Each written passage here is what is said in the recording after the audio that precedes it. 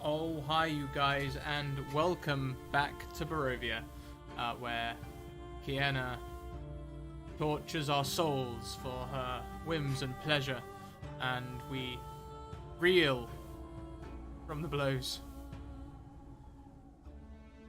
If you guys want to get involved, start off with these social links. Discord's where you want to be if you want to share or view artwork from some of our previous streams. It's also where we talk about D&D, including character creation, rules, and ambiguities therein. If you want to get in a game, you can also find games being posted there. But if you want to get into one of my games, much better to go on Twitter and send me a DM. And if you're not already on Twitter and you like D&D, what are you doing? D&D, Twitter is the home of D&D. Seriously, you need to check it out. It's amazing. And lastly, YouTube. We are up to date with YouTube right up until yesterday's episode. I'm managing to keep on top of it. I've been strict with myself, and we're getting there. You guys might notice that new logo. That thing there. That is now available on all our merch. So if you want to wear my little emblem there, my little crest on your chest, that's where you need to go. And also Patreon, where we have some successful, we've had some recent successes. We recently hit our first goal, and we're doing really well. I'm also thinking soon about maybe doing a giveaway for some merch. So maybe if anyone's interested in that, let me know. Okay. Without much further ado, let's go and grab the guys.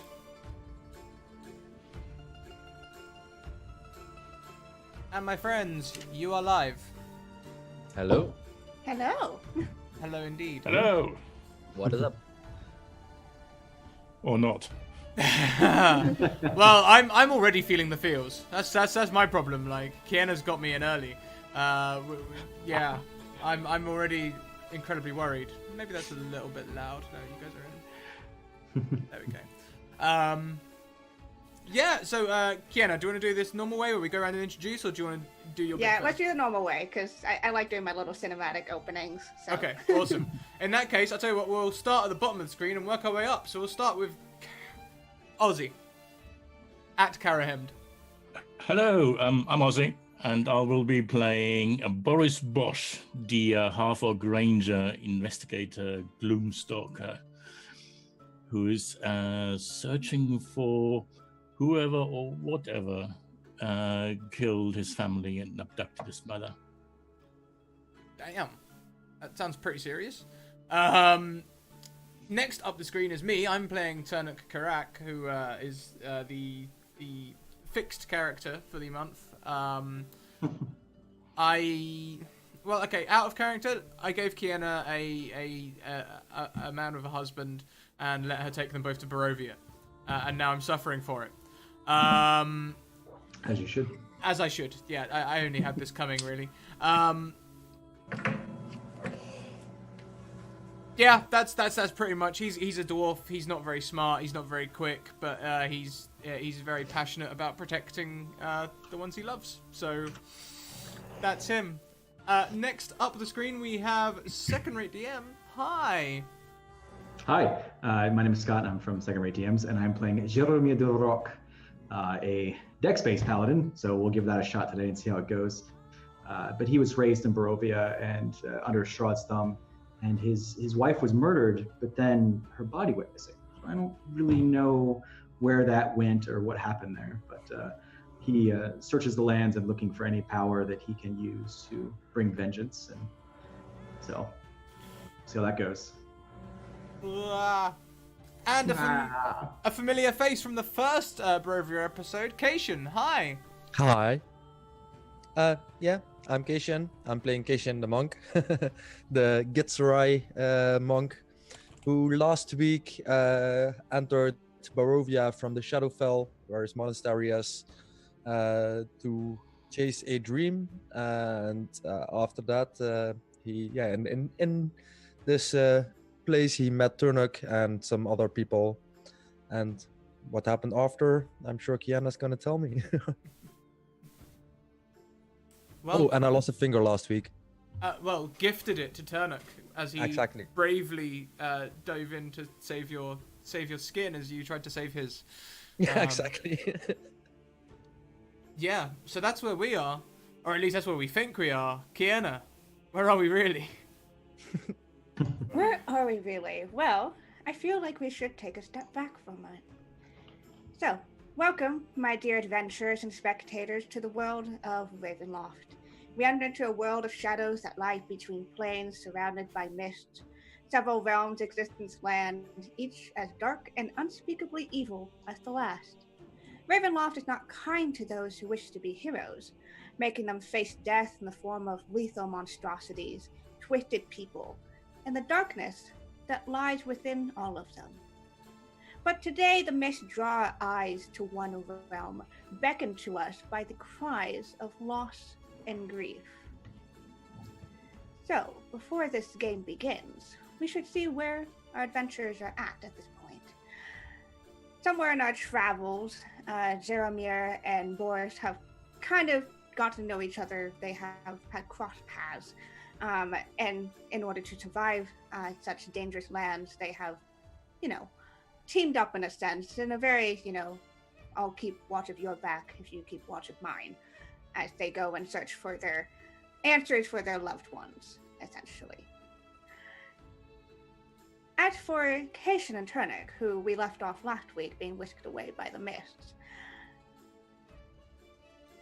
they were surrounded by the strange green-gray mist that seemed to surround the lands, creating a magical border in a sense.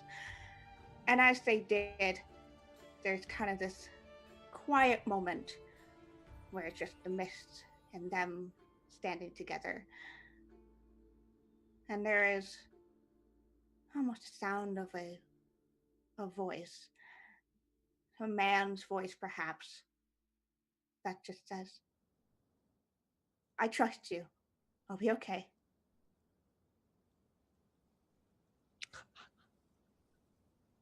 And as that voice kind of echoes out, the mist part, and we find ourselves in the town of Odier.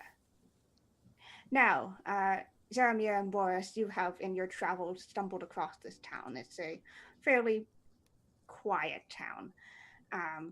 Many houses and shops and the such. It's a little out of reach of the eye of Strahd for sure. Probably not even within this realm. You have crossed somewhere into this other realm that exists within Ravenloft. It's dark and still dreary here. It still has that same kind of tone of, everything seems to be on the brink of falling apart. Lots of gray skies and rain. Can barely see the sun, and very difficult to tell the difference between day and night. You have been here for a couple of days, and you have been noticing a strange series of events here. Something have been happening to the children of Odier. Every night, there is a tense hush over the town, as if they were waiting for something. And in the morning, there's always, from a new house, cries of grief as a new child is put into some strange coma. You do not know, you haven't investigated much about it, but there are whispers of, the townsfolk have no idea what to do. And you've been approached a couple of times, the two of you, being like, "Is there anything that you can do?" You're clearly outsiders and more capable than most of us. Most of us are just farmers. Yes, yes, we will look into this. It is obviously the Dark Lords. Boris, it is a beautiful day. Let's go. Maybe we can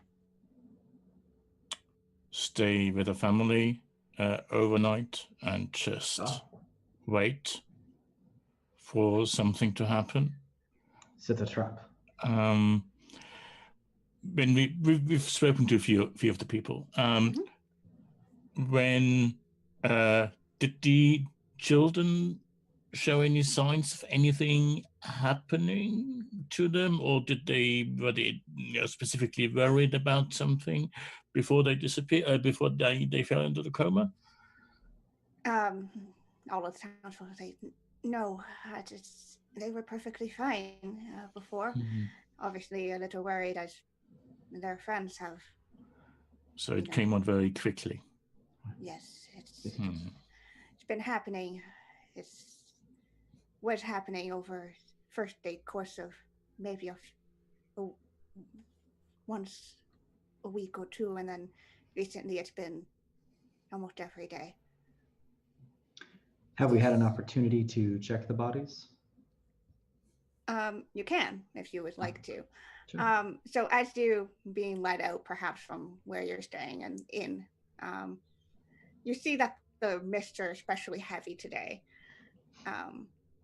It's kind of hard to see anything further than 100 feet ahead of you. But it starts to clear out, and there are these two figures standing in town square, looking very much different than the very human townspeople. You see a dwarf and I don't know if any of you have seen a GIF before, but a gray, almost like gray-skinned humanoid. Green skin more though. Green-skinned humanoid with no hair whatsoever. It's very strange figures that just kind of pop out. So, What is that, Boris? Keisha and Turnuk, you are suddenly on a town square. And you watch, these two adventurers, a human and a half-orc, walk out of an inn with a very harried, very tired-looking woman. She looks very anxious, and she kind of startles upon seeing the two of you suddenly appear. I startle for being appeared, I guess. I look towards Turnuk. My friend, it seems that my promise to you has held me with you a little bit longer. Why don't you lead the way, and I will follow you as we go.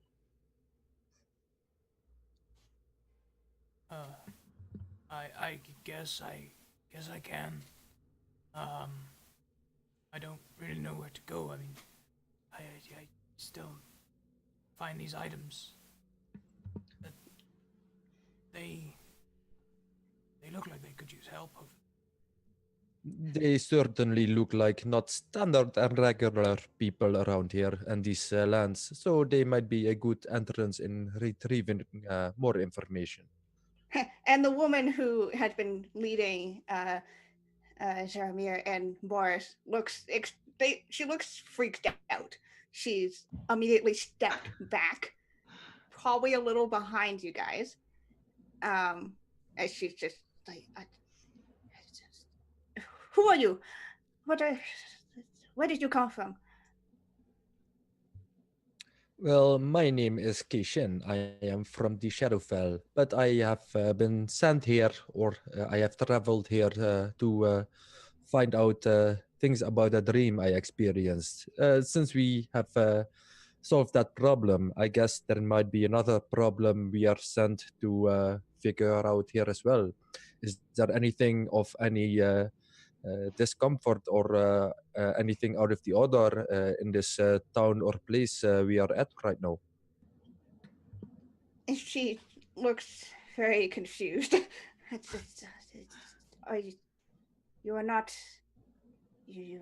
sent by evil, are you? Oh, definitely not. I don't think so. What is this Shadowfell you speak of? It is a place of shadow and sometimes some darkness where my monastery lies, where I have had my training as a monk. Because of the color of his skin, I want to, looks kind of vampiric. I want to go ahead and detect evil as the divine sense.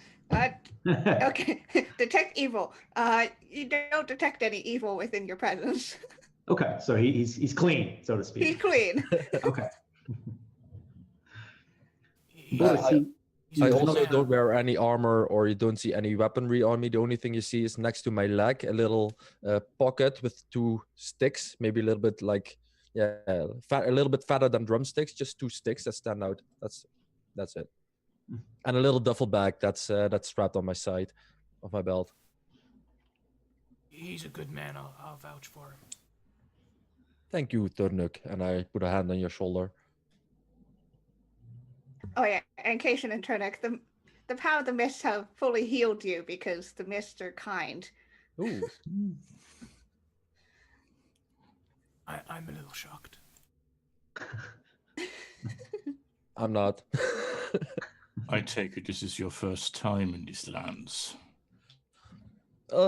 First time, not per se, but the first time at this specific place, for me, yes. Ah. Well, it's not too bad around here. Although if you have children, that might be a different story. Children? I need children. Sorry. Don't worry. Don't worry. Let him finish. No. And he's gonna put out a small, like, hand-drawn, like, picture list, pictogram of things that he's looking for. Or you're looking for children? Well, kind of. This is gonna sound really weird. Cation, please vouch for me. I need a vial of children's tears. This I is look not at Boris and kind of anything- nod, like this is our guy. This is not for anything bad or evil. My friend here has a very loved one that I understood that is in dire need of help. And these are components of a spell that might release him from his curse. If you promise you won't freak out. Do you promise? Possibly. Yes. The woman's still like very hesitant, probably behind, very much behind. Yeah, and Boris at this point. You might want to ask before you take any tears. So Turnuk's gonna walk up to the woman if she doesn't bolt, and try and take her hand. And I promise I don't mean you or any of the children any harm. She narrows her eyes. I know it sounds strange. Well, Right. if you don't mean any harm, And she looks at Jeremy and Boris and says, perhaps they can accompany you and all of you can help and keep an eye. As she like very pointedly looks at Jeremy and Boris, like keep an eye on this really sketchy guy that just popped up. I think we can come to a fairly simple agreement. We help you with the friendly people we are, and as a return, I'm sure we could work something out for the tears. This could also happen in a non-aggressive way, of course. Of course. It seems you can travel the realms. I would leave if possible. This is a dark place ruled by evil. If you can leave, you should. I can't. My Esteros is out there. He needs me. Darker, my friend.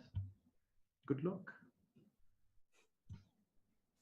And the woman says, well, without further ado, I can show you to the latest family. Of course. And she kind of straightens herself up, trying to put on a brave face as she marches and heads and leads you guys towards one of the, again, kind of turning moldy, sagging houses that populate this town. Along the way, you pass by a fairly large building, even more decrepit looking than the others. And you see there's kind of a sign that, the letters are starting to fall apart, that says theater on it. So Interesting. Wouldn't have expected a theater in a town like this. woman says, it used to be a bigger town. I used to use it. It has fallen into disuse as of recent. My town has never seen the theater. What is in such place? Well, it's just we used to put on entertainment performances, plays, things that cheer the people up. There's entertainment here. Tell me more about this. And I'm getting a big smile on my face. Yeah, she's Boosting the morale of people is always a good idea, Please, That's what's Cation, the especially in idea. dark times. Cation, Lambs for the slaughter. please, there's no time. Remember Isteros.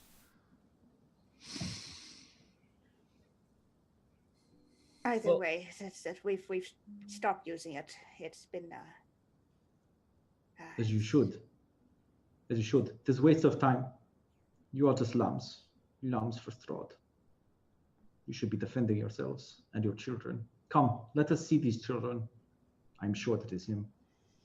yeah. So she leads you to one of the houses, passing by the theater, and she knocks on the door, and it slowly cracks open, and you kind of see through that there's a woman that's peeking through, even just from the glimpse, to tell that she had been crying all day, probably. And this woman says, I'm very sorry, Lydia, to interrupt, but these people may be able to help if they can look at Daniel. And the woman, Lydia, she just nods and opens the door, and she doesn't even really speak, as she just leads you through this house, into a small bedroom. Boris Definitely- takes off his hat and brushes his boots and all that. So Mhm. I brush my bare feet. And I bow my head a bit out of respect. It's definitely the child's room. You see a very small bed.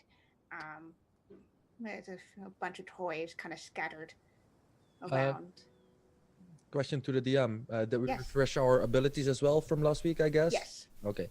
There's a child on the bed here? And yes, you look and you see a very still form of, imagine a 7-year-old boy. He looks very peaceful, as if, he was just sleeping, but there were no signs of breathing or anything.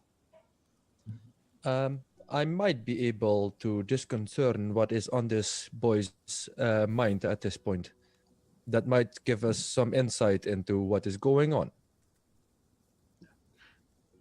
As he's doing that, I'm pull out this big kit and I set it up, and it's a religious kit, and I light a smudge stick and go throughout the room, just kind of smudging the area, holding on to a holy relic that is around my neck, and speaking in some archaic words. Yeah, so you go around the room, having to step over the toys that are kind of still scattered as if they were in the middle of play.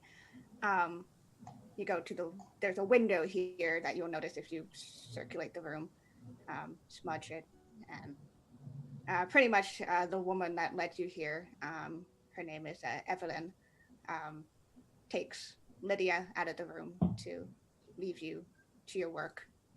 I'll have a look at the window. What's on that side of the house? It's kind of like, it's just a kind of an alleyway. It's just between two houses. It's just, the spaces and stuff. Does it look like you can climb up from the outside to the window? Oh yeah, this is a the single story. Oh, kind of single deal. story, right. Okay. So absolutely, you would imagine it's Mhm. it's a little tall for the child, you would imagine, Hmm. to get through. But somebody of your height could definitely just Yeah. get in and out if they wanted Okay. I want to calmly walk up to the boy, put my hand on his forehead, and I'll mumble a few words that I use in my monastic prayers, and I'll cast Detect Thoughts. to. Okay.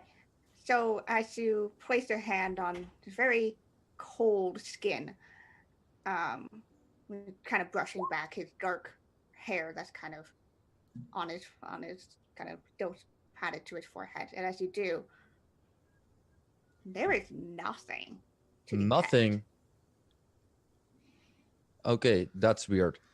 I turn towards the rest of them. This is very strange.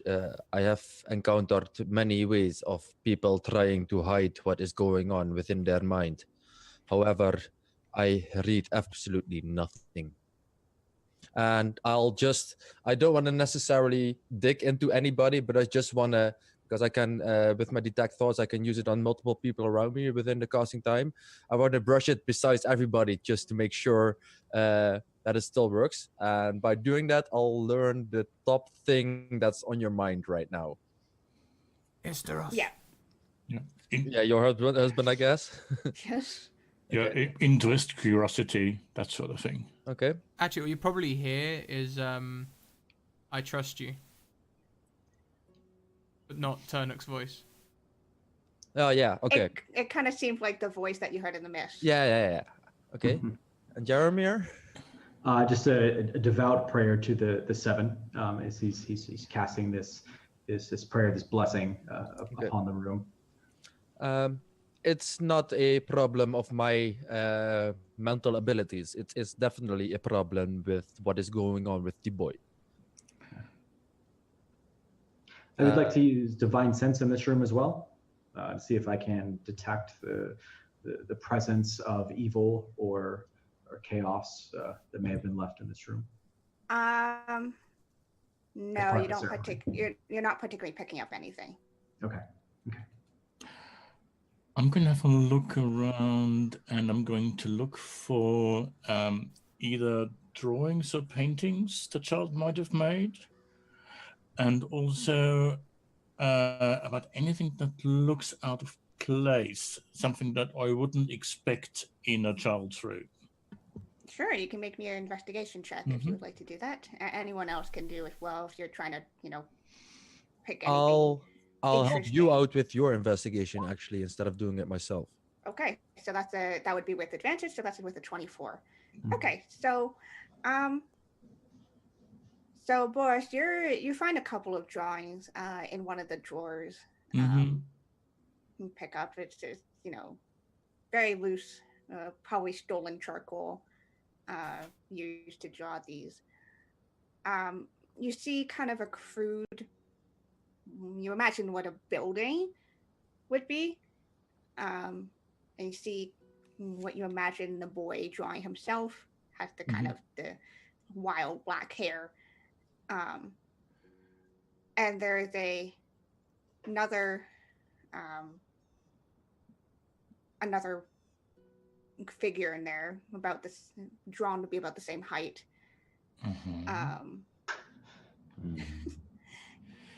Kind of like looks.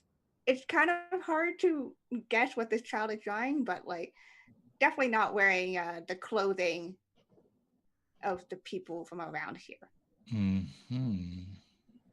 There's like a big pointy hat to it, which nobody around would be caught dead wearing a big pointy hat.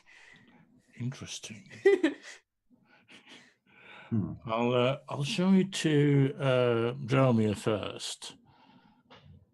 This is one of his drawings. Looks most odd. Doesn't look. So it's about. You said it's about the same height. So Yeah. I would think it's another child. Yeah, that would be a fair guess, of course. 7-year-old drawing. The figure I itself think does we it. should show this to the mother. Yes. The figure itself, does it resemble another creature that the knowledge of Arcana or religion would perhaps know? Or Oh, does it you look can like give another child? me a religion check. Just like not really picking up anything. It looks very humanoid, like it's drawn very Yeah. this is a person. Right. You're not really thinking of anything as you go through your learnings as to what this is. It's a specific creature. Sure. Perhaps the mother knows what this is. Yeah. I will check the child now. Okay. Yeah, so you can just peek out the room and you see Evelyn kind of talking very quietly with Lydia, holding her hands and patting it and clearly comforting her. How And- far is this building from that other big building we came by?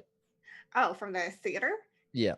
Yeah, it's probably it was like a couple blocks away, essentially. So Okay. And did you learn if there was any specific place in this town where most of these children were affected? That might be another way we could find a location, maybe. So Boris has a look outside, and Lydia, I have found this drawing, one of your son's drawings. Has he ever talked about someone else he's met? And I show her the drawing. yeah, she looks at it, and she says,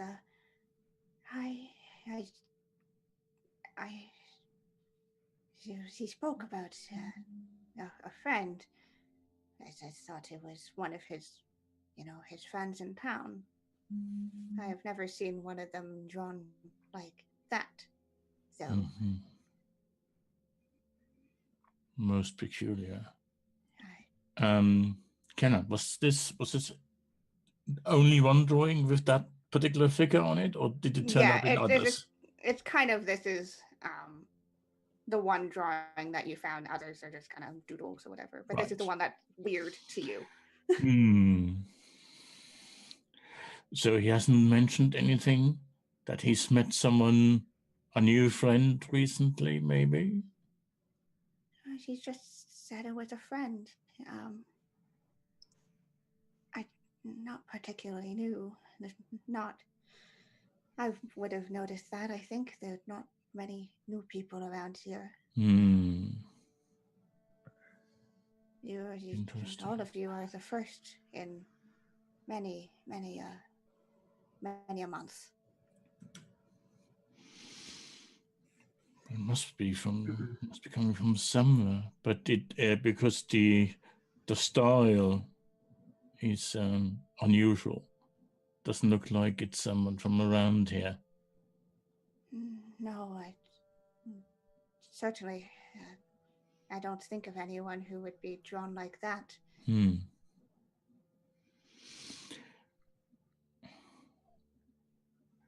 Well, thank you, and return to the others. Jaromir. The mother doesn't know anything about a new friend or anything, but might be an idea to ask other families who've been affected. Of course. I'm over the child's body at this point, and I'm smudging the body itself, and I lay my hands on him and attempt, using the 5 extra points of lay on hands, to cure any diseases or cure disease or poisons that may be affecting the body, as I'm investigating the body itself for any wounds or anything awkward. I don't know if you want me to use medicine or investigation. Either one works. Okay. I think I got a little bit more medicine. We'll give that a shot. Okay. You look, you go to, It's the pulse point, nothing. But as you keep kind of going through, you're like, this is weird. Because this is definitely a humanoid in form. Doesn't look like it ever lived. Or ever Oh. was living. It is empty. It's what I found in its mind as well. This is not the boy. This is empty vessel. It seems to be a shell of what it is. The Boris, where's the boy? Where could the boy have gone? This is unusual. Yeah, The and window is easily accessible from the outside, so I will have a look outside. And Boys leaves and has a look around the house if he can find any tracks or anything like that. Shall Okay, I so yeah. accompany you to help look outside? Okay, so the Please. two of you duck outside. So yeah, Jeremy, as you're like finishing up, like you're noticing like there's no give to the flesh at all. Like this is. I want to pull out a knife in my box of things, and kind of look over my shoulder and see if the mom is looking, and just cut a small cut on the child's arm, just the very top, enough to make it bleed, but not enough to actually harm him if he were. Okay, so as you do, it's almost like there's no blood, but it's almost like you're cutting into paint as you see a faint glimpse of wood. The fuck? Boris, Keishin, Turnuk, come see. If I So stood like right you're, down, you're I about to would head out, and then turn. you hear, Come look at these sheets. What have you found? This is not child. It did not bleed. This is not child. I knock on it.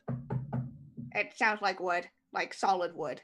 Okay, I pull out one of these sticks that I have on my side.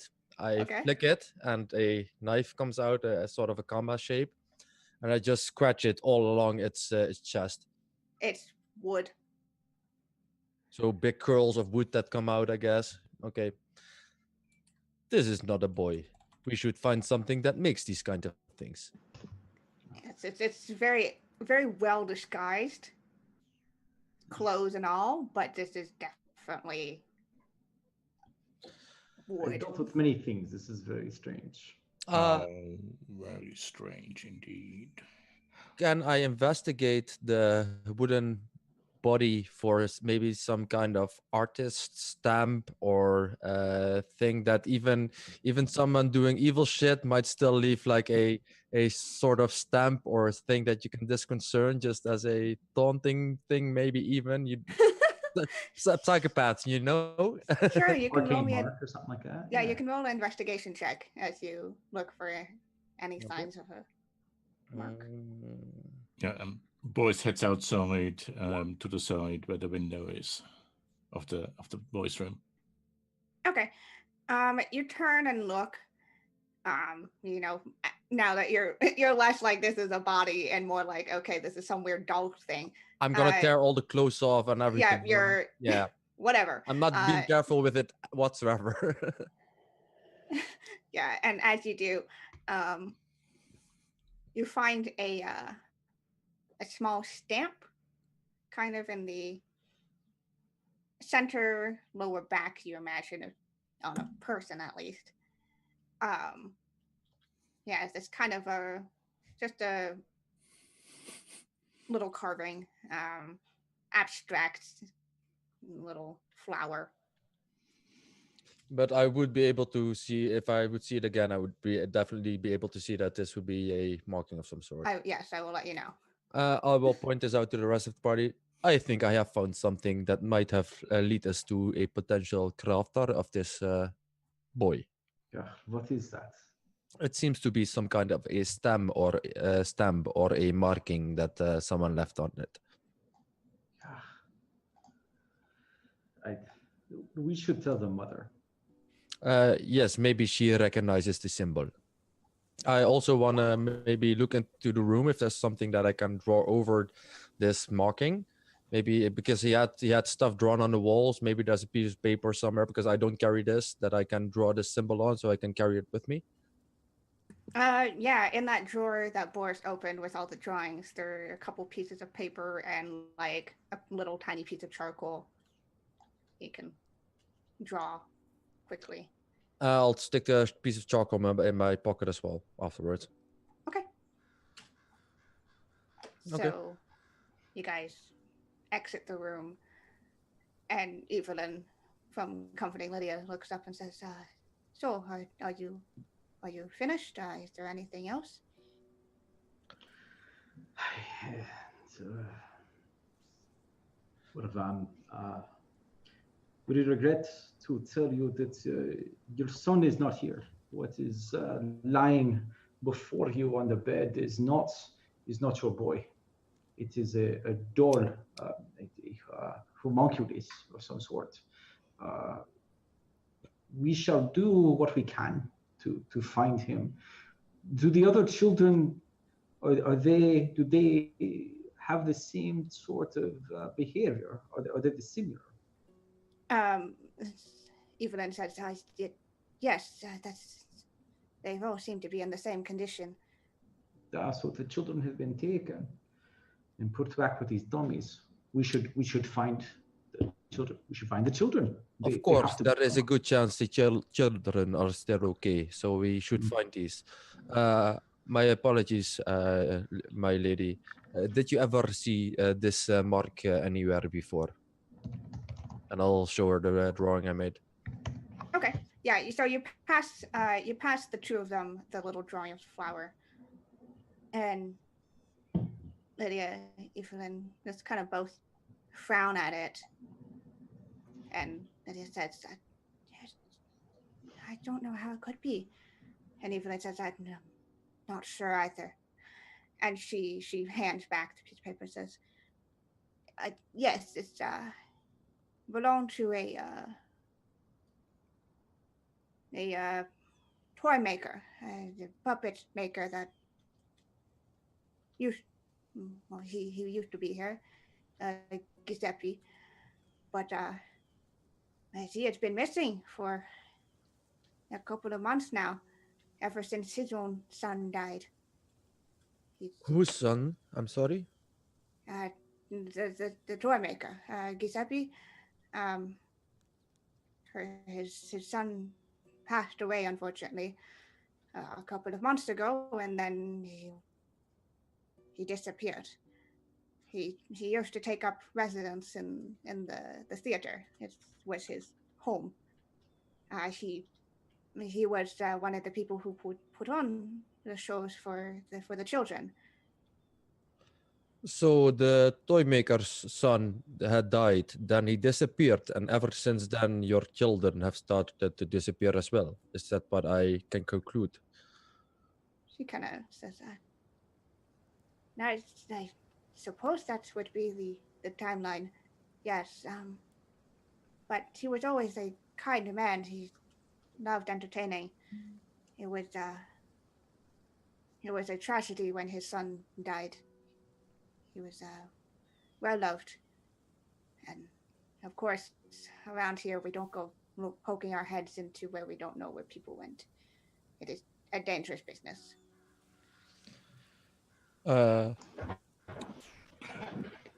Thank you for this. Sickness, as Yes. whatever is left is not a child, but just a doll.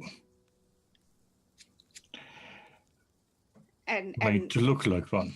And Lydia kind of perks up at that. She's like, do you think my boy's alive then? If he is, we will find him. There is a good chance. If whoever it is abducting children, they will be for some reason, nefarious as it might be, but they might need a certain number of children, so we should act quickly. And with that, Boris heads out, and I will have a look behind the house if I can find anything. Madame Merle say, in my experience, that there's a good chance that the children are still alive. And I say this because someone went through much trouble to make door that look like children. So we will be off, and we will find them. I am sure of it. That's And cool. and Lydia kind of nods, says, "Thank you, thank all of you, thank you." And Evelyn kind of gives her one last pat on the hand and stands up, says, "Well, I can take you gentlemen off to wherever you need to be if you really think that this could be connected to Giuseppe and his son. Last time I saw him, he was visiting his son's grave. I could take you to the graveyard, or we did pass by the theater. I could take you there as well." I think we definitely want to go to the theater, but maybe visiting the grave beforehand would be a way for us to inquire about more information that might have happened to his son and ask what is going on with Giuseppe. Perhaps, though, if he's at the grave, we can check out the theater while he's not there. Oh, well, pretty much Evelyn told you that Giuseppe had been missing for a couple of months. So his son died, he went missing, and since then the theater had been basically abandoned. And children have been disappearing. Nobody wants to poke their heads into this business, especially since children have been dying / going to coma / missing now. So that's definitely where we need to go. Of course. Let us visit the grave first. Okay, Okay. I'm behind the house and have a good look at the window and just the ground underneath it to see if we can. Yeah, so something. you can kind of take a look as to what's around. Make me an investigation check to see if you can pick up anything interesting. That's a 22. Okay. You see a couple of so it's mostly kind of cobblestone around here, but usually close to the houses it's a little more dirt, as if they couldn't quite make it match. Yeah. Essentially. And you see a pair of footprints, small footprints that seem to be kind of child-sized. One set leading towards the window and one set kind of overlapping it, leading away. Is the set coming back deeper than the one coming moving towards it? They're kind of on top of each other. It's difficult to tell in what order things happened, but I mean, could they be carrying something? Potentially. It's hard to say. It's kind of wet dirt footprints. It's kind of. I'll try and follow those footprints. As you kind of try to follow it, it goes onto the cobblestone, and you lose it. Yeah. But there's definitely been someone by the window and then left again. Okay, I'll look around and join the others. And I found tracks by the footprints by the window outside. Small footprints. A child's maybe. They came up to the window and then somewhere back to the main road, but it's all cobbled, so I could not find anywhere where they went. But could it be possible that the boy that we found upstairs in the room might have made his own way into the room, and that the boy was compelled to come out himself? There was only one track, one set of footprints, not two. Yes, but if it was one track, it might have been the track of the boy that's upstairs and the tracks leading out. No, there was one set of footprints leading up to the window and then moving back again. Yes, the approaching one could have been from the puppet we found that might have made his own way there. And the shoes of the prints leading outwards from the boy himself may be compelled to get out. That is possible. The points were about the same size, leading back About the and same forth. size. Yeah, you imagine it's from the same creature, whatever walked. I think the prints were made by the same creature, by the same person, not two different ones moving there and back. It is interesting. To the graveyard then, yeah. Let us go. Yeah, so Evelyn kind of nods and she leads you back through town, pretty much all the way to the other side, to the edge of it. This was definitely not the way that you guys came in, Jeremy and Boris. This is a different exit, as you see, just exit into a graveyard. This is probably a graveyard that has served this town for a very long time. You see just headstones upon headstones. No big crypts or anything. You imagine that nobody is, of a higher importance to give a crypt to. And she just says, I am not sure which of the graves are belongs to Giuseppe's family. But his son's name was Pitero. Well, we'll look for one that is reasonably fresh. A few months, yeah. Yeah. With that name on it. And like Evelyn kind of does like a little religious sign upon her chest right before she enters in. I will definitely bow my head before entering. We should be careful. We don't want to disrespect the dead. Of course. Then an apology beforehand already. Thank you. Agreed. See, here in Barovia, most of the time the dead do not stay dead. So we shall say a prayer. And it's, again, he pulls out his smudge stick and some holy water and just kind of sprinkles it throughout the graveyard and speaks in prayers and lets you lead to find the gravestone itself, but just blesses the land. So all of you can make me perception checks to see if you can pick up, or rather how quickly you guys will do this. 17. 18. I can see pretty good.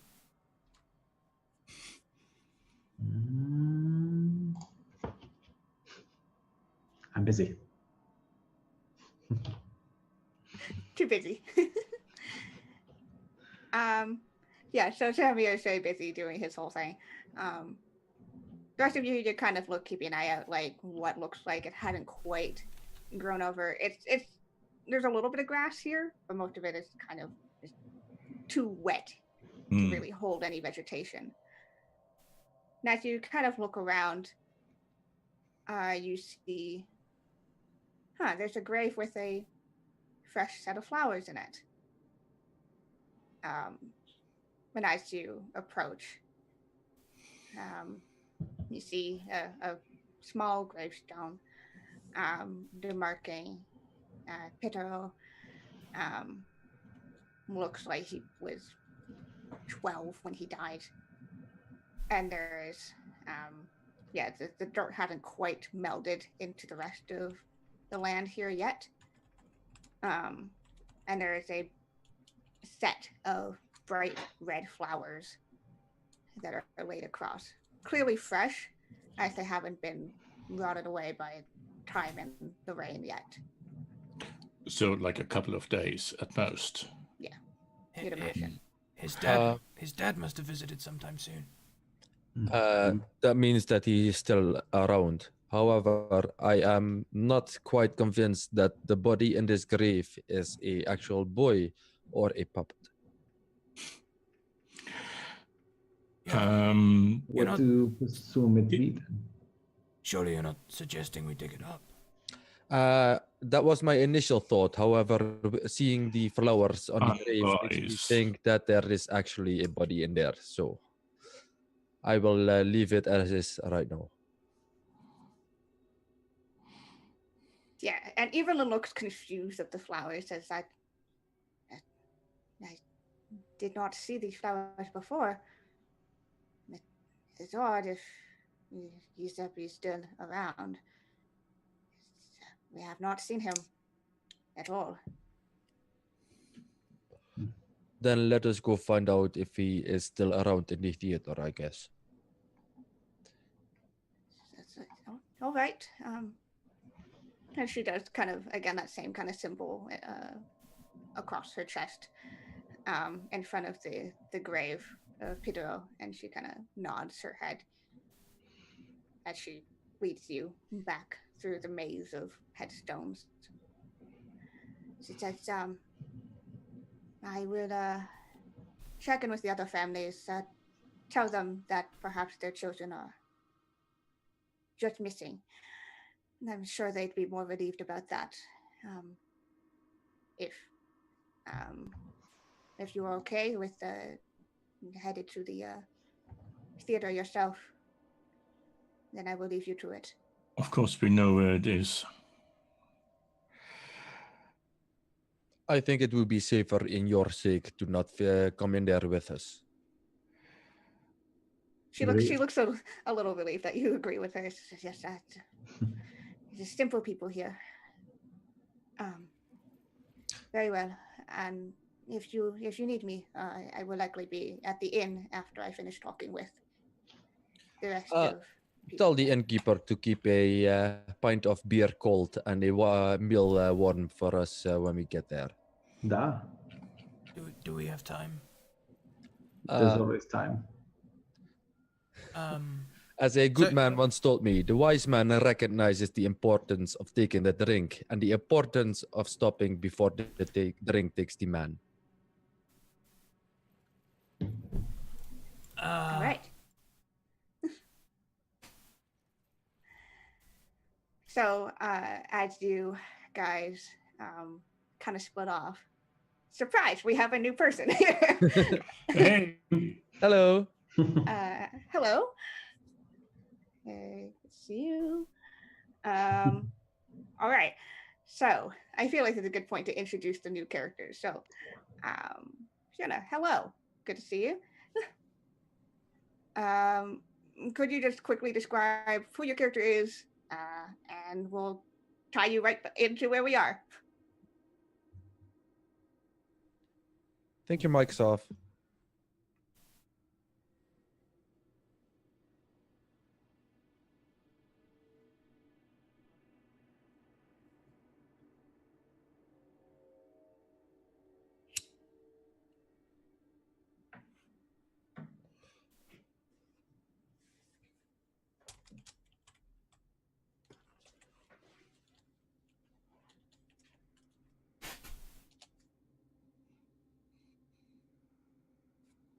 It's not me Okay. on Zoom. Looks like hardware end. Yeah. Unplug your mic or whatever. Never a stream without something, yeah? Do that. There we go. There we go. Hey! That's Hi. better. Welcome. It's gone again. It's gone again. No! God damn it.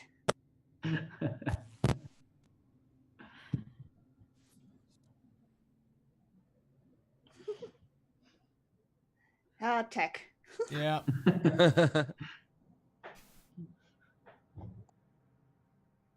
Yeah, We've so all been there. yeah. No.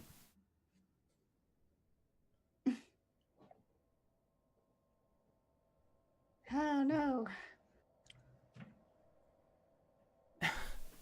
Interpretive dance, says Test Chop. Yeah. So is there anything that you need me to clarify about what information you have so far? This is probably a good time for me to kind of clarify anything. No, I think we're I'm pretty good. Hey. So the toy maker's name is Giuseppe, and his Giuseppe, son's yeah. name is Pitero. Pitero. Yep. And stuff started happening when his son died and he Yep. disappeared. So and everything points to the theater. So I guess it's And Giuseppe disappeared after his son died, but he's clearly tending his son's grave, or someone's tending his son's grave. I think it's him, and I Mm. think he's stealing children to do something with, but I don't know what. So I have a guess. But maybe one of us should,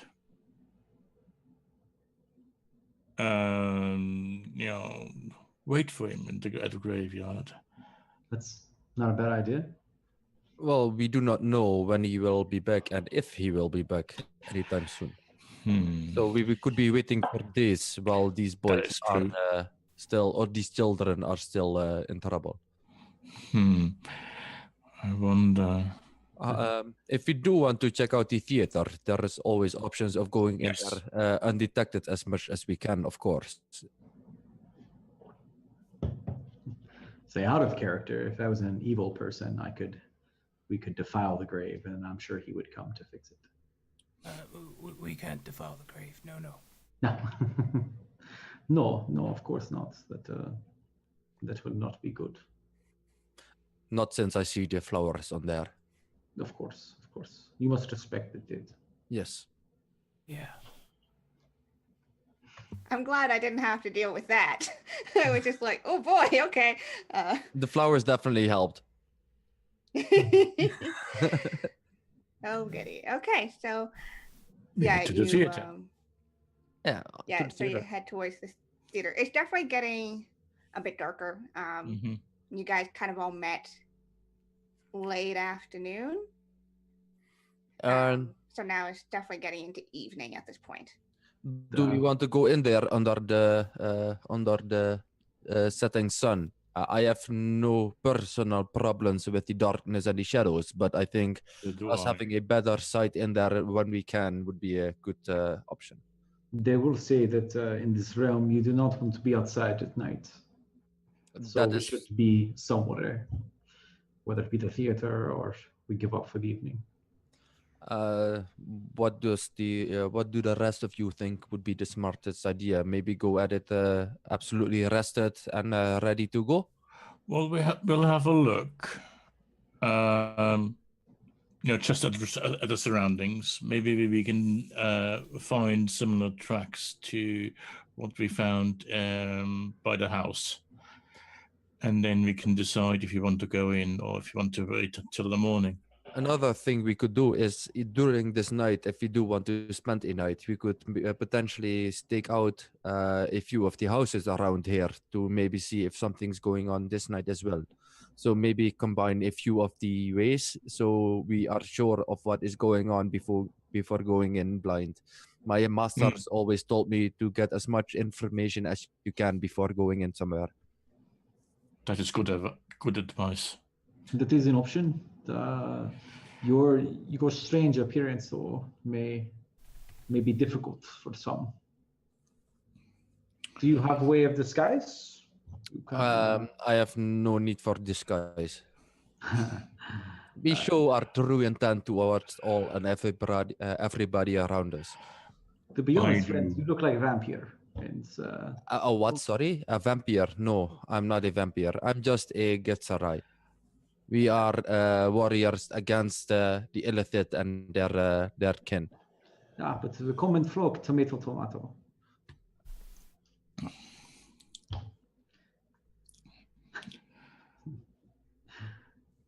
So what are you trying to say? We're heading to the theater and... Let's say you stranger in strange lands. That is all. Well, that is true, but I'm sure you've seen stranger things around. Yeah. And things that, in my case, I do not try to attack you, right? I'm sure you've encountered way other kind as well. Of course. So, what is the plan? Is this working now? The Yay! microphone? Yay! Yay! Okay. All right. Cool. Okay. All right. Cool. Nice to finally hear you. Yes. Thank you. So, you know what? information do you need from me? I'm sorry. Oh no, it's kind of just what who is your who is your character? You know, basics of like who are they? What do they look like? And why are they in Ravenloft, Barovia? Okay. So, my character is a monk whose name you already know. This is gonna sound random, but have any of you played Breath of the Wild? Like Zelda? Okay. So, they have kind of pale white skin, but like hair done back, like Link has it in that game, but dark brown, almost black. Blue-green eyes. They ended up in Ravenloft because they were on a quest to uncover why the city they were in which they'd been conducting somewhat of a rebellion, tying this in from another game, had come under the influence of some like monstrous forces which were unidentified, and they were essentially sent on a quest to investigate why that was happening, and it led them into Ravenloft. Cool. So yeah, so as the group already in Odier has kind of you know, figured that try to plan out their next few steps. The mist once more deposited adventure, kind of among, quite literally among your mist. What the Zen cloud is this? Yeah, I'm almost starting to get used to it. Well, up to this point, everybody that has been dropped onto us seem to be a fair and good person. So let's assume the same thing from this one. My introductions. My name is Keishin, and I take a bow. You see a Gitsarai monk with no weapons. I have 9 fingers. I'm missing a pinky. 9 fingers. Yeah, Wow. I'm missing a pinky. Okay. Barefooted, and I take a bow to you. Okay. Boris Bosch, and I'm a very tall, quite lanky 4.5 orc, big leather coat, big wide brimmed hat with a big buckle at the front, sort of a bit like a Solomon Kane type vibe. Cool. Longbow slung over his shoulder. Okay.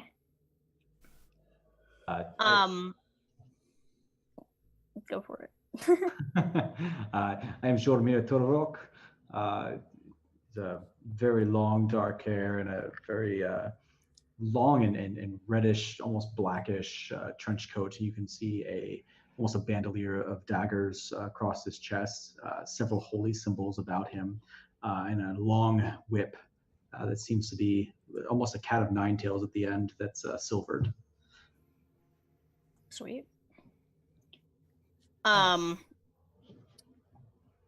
Who's next? Sorry.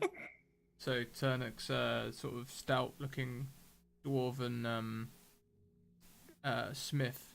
He wears a smith's apron over his chainmail, carries a hammer at his side and a great axe across his back. Don't you have a sword now? Oh yeah, no, it was a sword. You have sorry. a sword. You definitely have a sword. Yeah, no, I sorry, I thought the sword got replaced for an axe. The cursed item was a sword as well, wasn't it? Yeah, it was a creepy sword. Yep, creepy sword. Ooh. I probably have a sword that looks a bit black and dripping with blood and that sort of thing. Oh goodness. Probably. Wow. And yeah, he's you know, stout little well-kempt dwarven boy, sort of gingery blonde hair, neat prats. Yeah. I'm really shy. So Percy, as you are being dropped kind of in the midst of these adventures, there's this kind of lingering voice with you that just says right as the mist kind of pull away from you, saying, "Help these people, and I will help you find what you need." Oh, okay. All right, cool. That's not creepy at all. Nope. So this is, again, it's kind of late evening in this town that's, there's that same tense hush had gone over the town, that both Boris and Jaromir have noticed in their time in this town. That tends to get tense around here when night starts to fall. Okay. So And we're standing in front of an abandoned, dilapidated theater. yeah. So And we just okay. introduced ourselves to you. Hi. Okay, cool. All right. So kind of drop out of the mist. One thing that I forgot to note, I have on my back. Sorry, I'm not used to narrating this character in first person because usually I'm writing about them. But I have a double-ended trident across my back, and kind of blue monk robes. Mhm.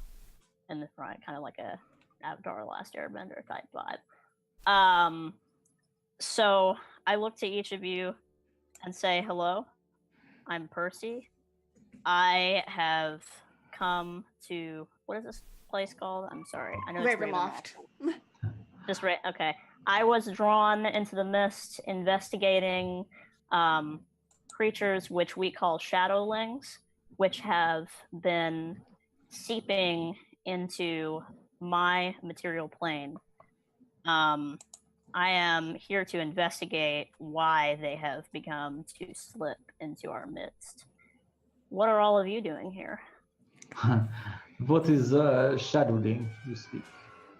They are, as far as we know, dark creatures which emerge from presumably this plane of existence, which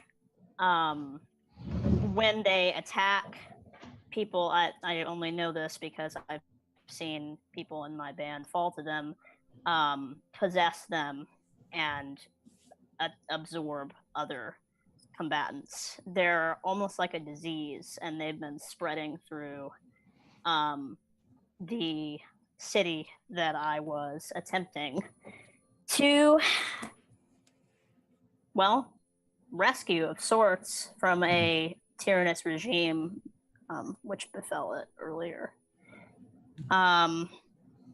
But they are, to say the least, making our rebellion efforts more difficult. A And rebellion, you see. to This be- sounds like a good bit of entertainment and sports. Occasion, don't forget about Esteros and me. Of course not. Of course not, my friend. I have found my life to you, and I will protect and serve you as long as you require my services. Yes. Thank you. Boris, it seemed that Strahd and the other Dark Lords have stretched their influence throughout the realms. It seems like it. They have all. Or there are allied forces. But that doesn't matter because we have to find the stuff because otherwise Esteros is gone. Yes, let's see if we can find what we've been looking for. So Boris is going to have a look at the ground around the entrance to the theater. Shall we not go too And close yet? So, is that a detached building, or is it connected to others? So essentially it's this very large building that you see. There's the front entrance that you guys are in front of. Looks like it could have been the double door could have been fairly grand at its time, but certainly the paint has started peeling, not taken care of in these damp conditions. Yeah, it kind of seems to be solidly one building, but you could look around to see what else will So stick out I'm to going you. to Boris is going to walk around all the way around the building, looking for maybe a smashed window or anything else where people might, someone might get in or out. Okay, so you can make me an investigation check to Mhm. see if you can find anything. Whilst Boris is walking around, Turnuk will walk to Percy and say, do you 16. would you happen to have on you a non-holy cross? Unholy cross. I do not possess such a symbol. How about some wolfsbane? No. Honestly, I came here with the staff trident on my back and the clothes that I have. Okay. All right. Puts away his list. Can I ask, why are you all investigating this theater? What have you been brought here to look for? There is children who seem to have gone comatose. However, we have found out that they are not comatose, but either replaced or turned into, we hope the first, wooden puppets and wooden dolls. And we found out that the potential creator of these dolls or puppets might be in this theater. So we think that the children that are missing might be in here. So this isn't some sort of necromancy or possession as far as have we ruled those things out? No, No. Okay. we have ruled out nothing yet. We do not know Okay. what this person has for capabilities, nor do we know his intentions or his the lay of the land inside. All right. Honestly, I'm just hoping to get some children's tears. Children's tears. Yes, Okay. children's tears. He kind of scrunches up and said, "What do you need children's tears for?" I know it sounds weird, but my husband's in trouble. Oh, okay. He kind of looks awkwardly and then looks to the theater to just kind of figure out what everybody else is doing and perhaps starts to investigate for entrances. Yeah, so anyone else who wants to investigate or perceive, you can roll me investigation perception checks. So for Boris, as you're kind of walking around, you notice there's not a ton of windows on this building. It was a theater. You imagine most of it was built-in lighting itself. Mm-hmm. There is a back door, which looked like it had been barred, like someone had nailed boards to it. Yeah, from the outside. Yeah. And you kind of look around. Not you see some of the footprints. The small footprints, same size as by the house. Yeah. Hmm. And you see it actually seems to be coming out of this back door somehow. I'm going to spend a spell slot and activate Primeval Awareness. Okay, so what does that do? That tells me if there is anything within a mile, an aberration, celestial, dragon, elemental, fey, fiend, or undead. Okay. Let me look something up actually for a second. I'm like, Oh, what are you? This is Balrog, so there might be quite a few things going on. Yeah, I was like, okay, what are you? Thing. Like when you don't know it immediately, that's when you know it's worse. Just like, ah, God. But I think boys will be used to sort of the background radiation by now. Yeah, there's a lot of background radiation. It was just like so much stuff around you. Hmm. Evil pocket dimensions, everybody.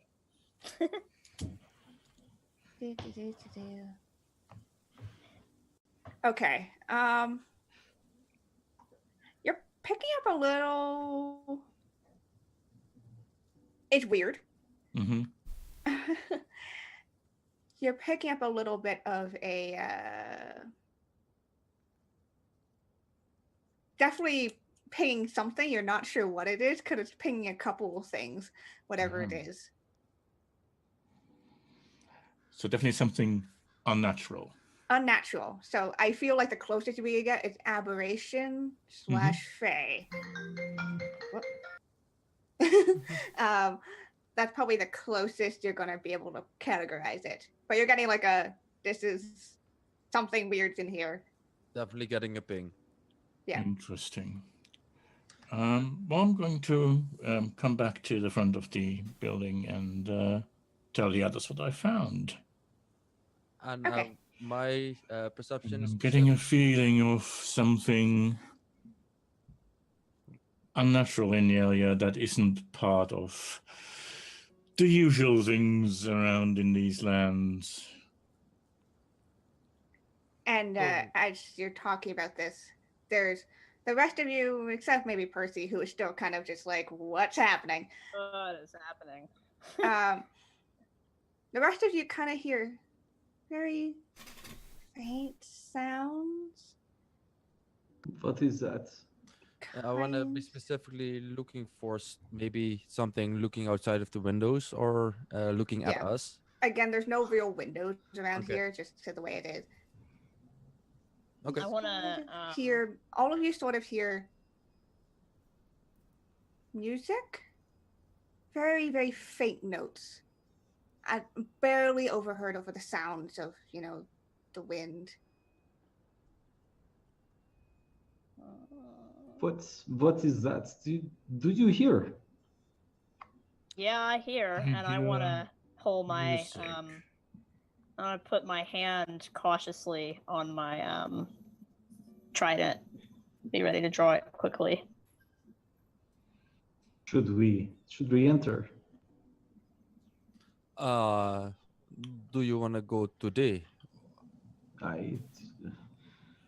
It's if we wait too long, they may leave. Boris, what do you think? What is your tracking, your investigation? I trust you. I think we should act as quickly as possible. It's despite the dangers of the night. We're at the front, right? Mm-hmm. You guys are in front of the front door. So without noticing, I'm leaning on the front door handle. I was gonna say, if we don't go in, he's gonna start knocking. Yeah. So the front door isn't boarded up. Yeah, the front doors aren't boarded up. The Yeah. back door is. So But- I accidentally tried to stumble in. Yeah. As you're leaning, the door is slowly opening. As you kind of just like. And I look at Turnuk. Oh shit! Sorry, man. This again. And I just take a step inside. It's. I think I'm getting used to it. At least we're making progress. And Turnuk will start walking in, looking desperately around for crosses without any holes in. Yeah. I pull a lantern from my side and give it a light and hold it before me as we enter the theater, as it's starting to get dark. Yeah. Okay. And in here, it is definitely dark. Well, Okay. dark vision. So I'll bring up the rear and definitely draw my weapon at this point. Okay. So I should have described that the building is about 2 stories tall from what you could see from outside.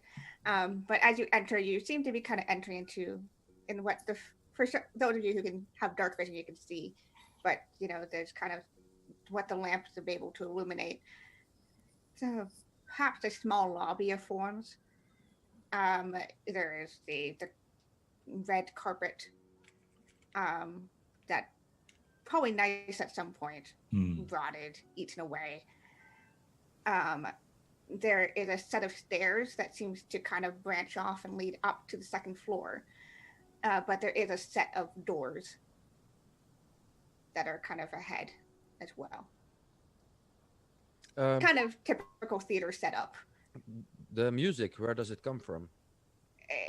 As you're kind of listening, it seems as you're kind of pinpointing it, seems like it's coming from within those doors, but also from upstairs. Whatever's on this other side.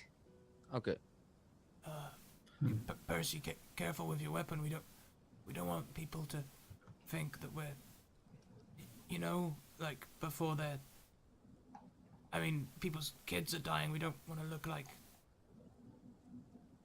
He does not want us to look aggressive. I don't think anyone is in here. At least not anyone who would have a problem with that. It's a theater. It's not somebody's house. Don't we think that the children have been taken by someone? And if so, Yes, would we not want to be armed to face them? indeed. I pull up a big smile. I am always armed. I'm less fingered though. I just thought they might need some help. Like, maybe they don't want to. I don't know. You think that this man has a personal problem that we might be able to help him with? I don't know. Well, this is always something we could assume while holding our weapons in hand. Agreed. I'm sure you guys are right. Okay. Yeah, boys. But it is a good thing that you Strings as mentioned well. this. We definitely should not hit at kill on sight. No. Okay. Kill on sight, I don't know that will be necessary. Rovia brings many sorrow to many people. This not always evil. Perhaps there is reason for this man's actions. As a next question, would we want to go continue as we are, or do we want to go under the guise of more shadows than we are in right now? Because I can arrange such a thing. That might be helpful. So we would go on a stealthily way throughout a few parts of the theater then. Then I'll cast Pass Without Trace. Okay. You mutter a few words, and all of you kind of are encompassed by shadow. Yeah, you almost look a little bit see-through because of the shadow and darkness that falls upon you while I mutter a few words. We almost seem to be absorbed by the shadow itself. I know the feeling because I know the spell as well. Yeah, you're like, oh, okay, yeah, I get this. I'm So at least familiar with it. yeah, so if you guys want to stealth, you can roll me stealth checks and Yay. add a plus 10. Yeah. Okay. Quick question. Jesus, okay. Why is it? Lots. 21. Sorry, yes? Why is it that in the Roll20, it rolls it twice and then it Oh, gives because you- it automatically rolling for advantage or disadvantage. So that way you don't have to roll multiple times. If I'm like, oh, you need to do advantage, which means the better of two rolls. It will just roll it twice immediately. We take the first one if it's just straight, Okay. or we Okay. cool. adjudicate if All right. needs be. Okay. So yeah, it's a plus 10. So y'all just disappear. Yeah, I just got nat 20. So Yes. Yeah. With the plus 10, you all just kind of Here. Not even here anymore. We just dissolve right. into shadow. yeah, and even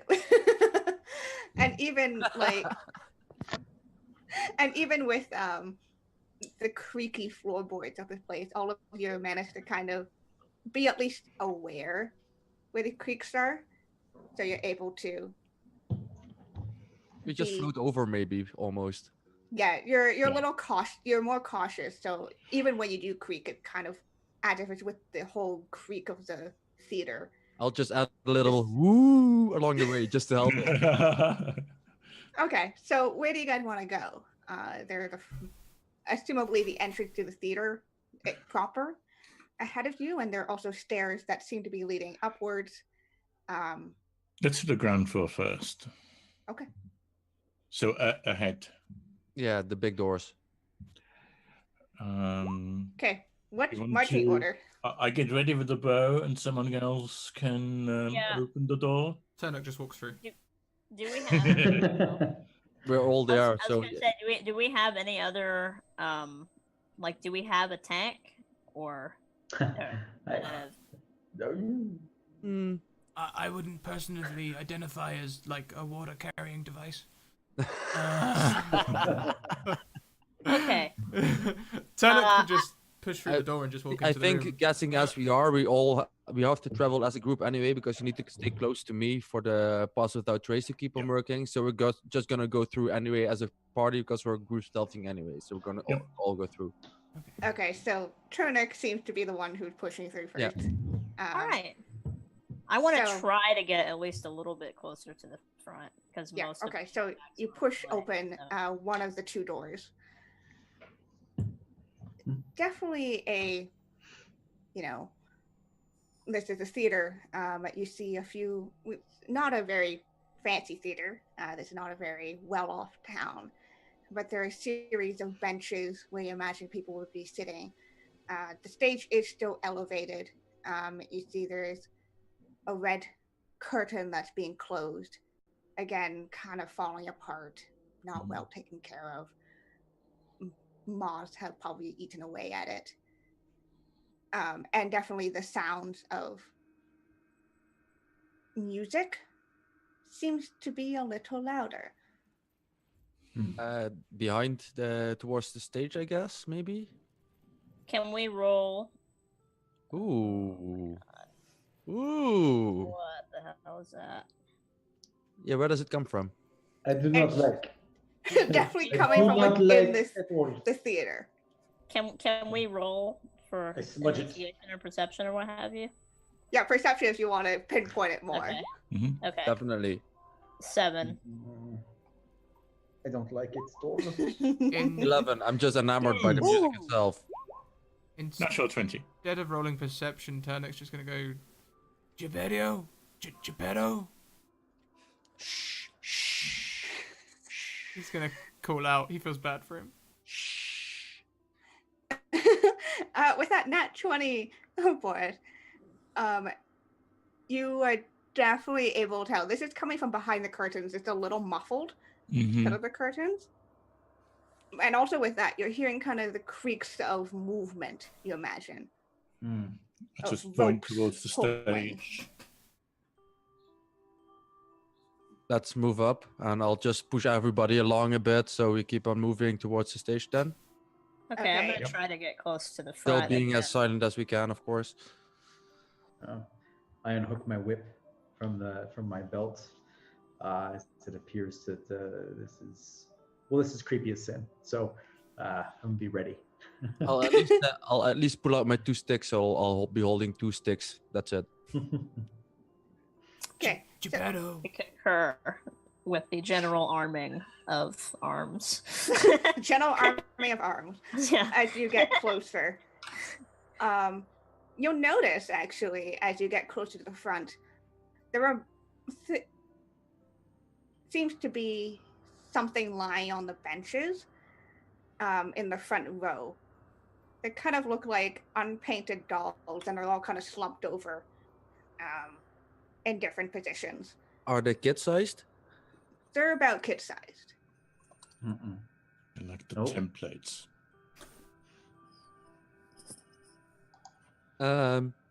I'll just point towards the curtain.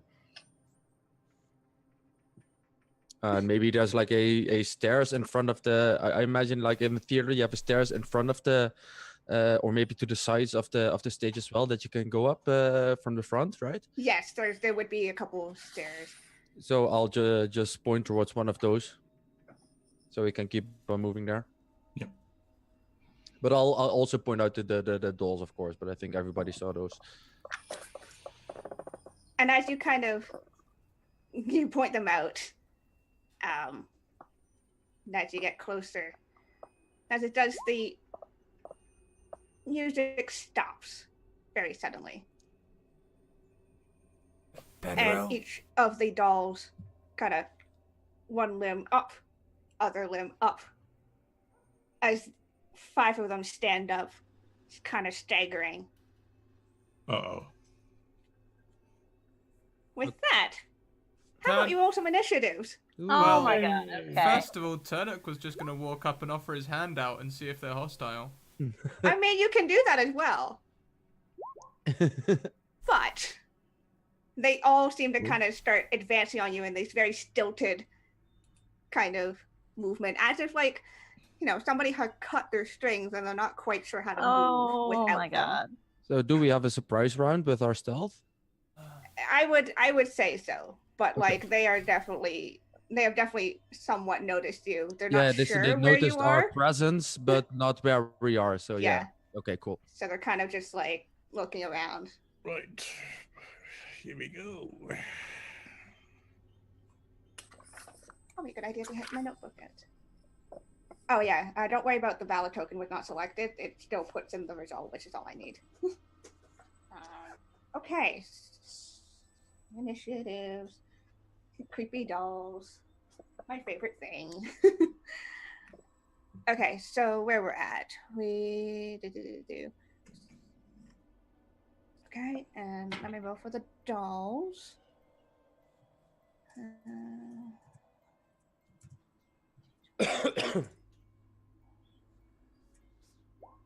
Okay, so first up would be Boris. Thanks. Followed by Cation, then the dolls, and then Percy, then Jehomir, and Turnuk is last. Okay, so there are 5 of these, kind of faceless, featureless things. Yep, I'm staying well away from them. I knock an arrow, and I'm going to use Dread Ambusher, which is a Gloomstalker feature. Okay. And here we go. So it gives me an initiative bonus, which I already did. And now, if this attack hits, I can do another one. Okay. So my first attack is a 14. A 14 does hit. Okay, so I'll do the damage for that first. 8. Okay. Yeah, you chunk into one of these dolls' like chest. It definitely doesn't like bleed or anything. Take but another it one. stumbles back a bit. Yep, 23 does hit. 23. So the regular damage is a 7 plus another D8. Also, by the way, everybody has advantage on their first attack roll that they do because of their hiding as well. Yep. Remember that for your future. So that's a total of 15 nice. damage. Yeah, you bury your arrows into this thing. And as you do, it kind of just seems to stutter to a halt as it kind of just collapses into wooden pieces. And then I get my regular second attack. Oh my goodness. Rangers. Yep. Which is a 6. So I target another one of those. Yeah. For 6 points of damage. Okay. Yeah. So this one again takes an arrow. It's still moving normally. No blood or anything. It's literally a doll, but it definitely has like a freaking arrow in it.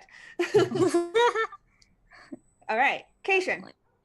How do you? So, if I understood correctly, these creatures were laying on the first bench, or in front of, right?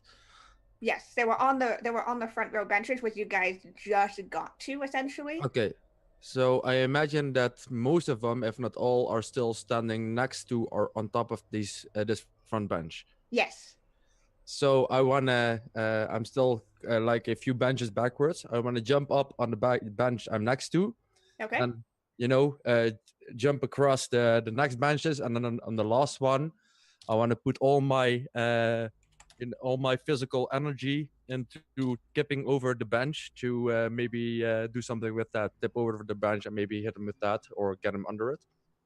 Okay, so you want to do something with the bench to hurt them. Is this what I'm hearing? Yeah, I want to tip it over or at least give it a lot of push so it lands on them. And what the result of it may be would be the result of it as is. So, yeah. Okay, so you can definitely hop and jump your way, and at the final bench, you kick it or something. So I definitely want to do this with force. So not necessarily a kipping thing. Not necessarily I want to push it over. I want to use all my... okay, you want to push it over? So do an athletics check then to see if you can push it with enough force. Can I make an attack roll for that, being a monk? I'll allow it. I want to physically attack it, because that's how I exert my force mostly. I'll allow it, yeah. Cool. And that would be an offhand attack. It's a steady object, so that would be with advantage, I think. So it's a 24. Yeah, you hit that. You hit that thing. And let me roll for bench damage? Question mark. Well, first let me see if they can get out of the way. They're not very. No, they do not get out of the way. So let's do. So they got 3 points of damage as you managed to knock them over, essentially. Awesome. With kicking the bench. Well, I want to roll over the bench because I'm still moving in the same direction. Land next to one of these dolls that are on the floor, and just kick in the head twice. Okay. One would be I wouldn't have advantage on this anymore because of my last one, so that would be a definite miss, and the other one would be a hit, I guess. Yeah, so you can. So the first time you kind of roll over, but you kind of miscalculate how much you roll as you try to kick on your roll, and it kind of misses completely. But the 23 does hit, so you can roll me that damage. Okay. So that would be a 5 bludgeoning damage. Oh, actually, the first one would be with advantage. It's being prone. Yeah, it actually would be. So good catch. So that's an additional 8 bludgeoning damage. Okay.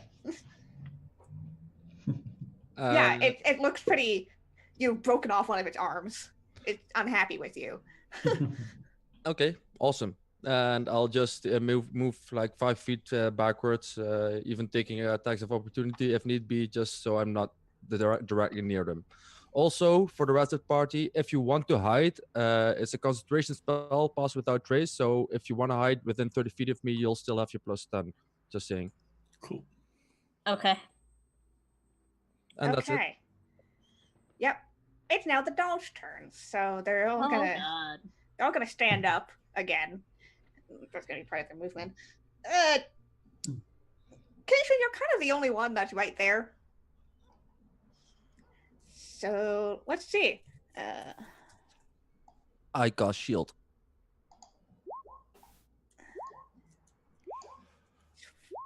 Nope. None of them can. I'm just standing there, Neo-like, dodging all the hits coming from him. Yeah, they all kind of just flail. Again, it seems like they don't quite have control over their limbs. They're not very good at aiming. So they're kind of trying to hit you. Okay. But it's not happening. All right.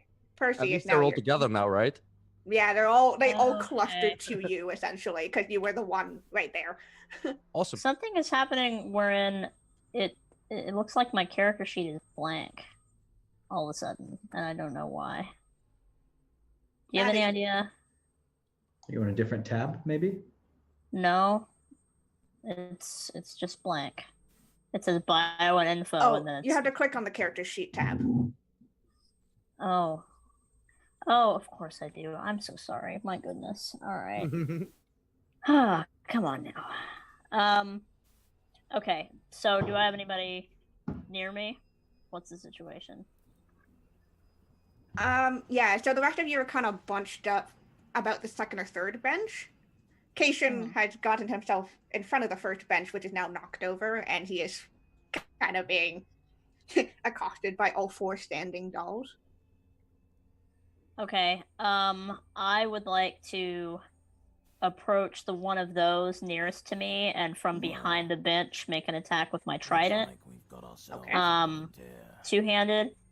So what do I do with that? Because that's supposed to be 1d8. Oh, but on actually, the by the sheet way, it they didn't Mhm. even get a round because this was a surprise round. said- what happened? Doesn't matter. Doesn't matter. They didn't have- they I'm didn't fine hit where I am anyway. anyway. So Okay, yeah, you kind of got in up into I'm the exactly where I want to be. So fine. Okay. Just quickly, thank you very much. Yeah, the trident to- does hit. So in the chat, you can click on the trident right underneath your roll, and it will do the damage for you. Thank you very much to Okay. Zell, who pledges £5 via £5 via Patreon. You're a hero. Thank you, guys. And you can give a good thing or bad thing to affect the story Yeah. if you're in chat at the moment. Thank you. Okay. So 7 points. Okay, Of, so that's gonna be an 8. That would be 8 because I had when you do two-hand, it's a versatile. And the one, because in the first one it did 1d6 plus 4. And see, this is what I'm confused by because it's supposed to be versatile, which means if you use two hands, it's 1d8 plus whatever. okay. Well, It's you can just just doing manually roll 1d6. that then if Okay, that's. okay. How do I do that? I don't know. How to do Slash roll. I can do it. Hold on. What is it? that. It'd be 1d8 plus 4. 1d8. Yeah, that because it's 1d8 when it's versatile, and my Okay. strength modifier is 4. So that's a 10 then. Okay, cool. 10 Alright. points of damage. Are you aiming for one of the ones that has it, the one that has its arm off, or one of the other ones? One of the other ones that Okay. has not been weakened as much. Cool. This one looks really bad as you just kind of chip a whole section of its like torso off Oh my god. with this All right. trident. Fantastic. And I've fixed that weapon now, so it'll roll versatile damage when you click it next time. Cool. Thank you. Sweet. All right. Anything else that you want to do, Percy?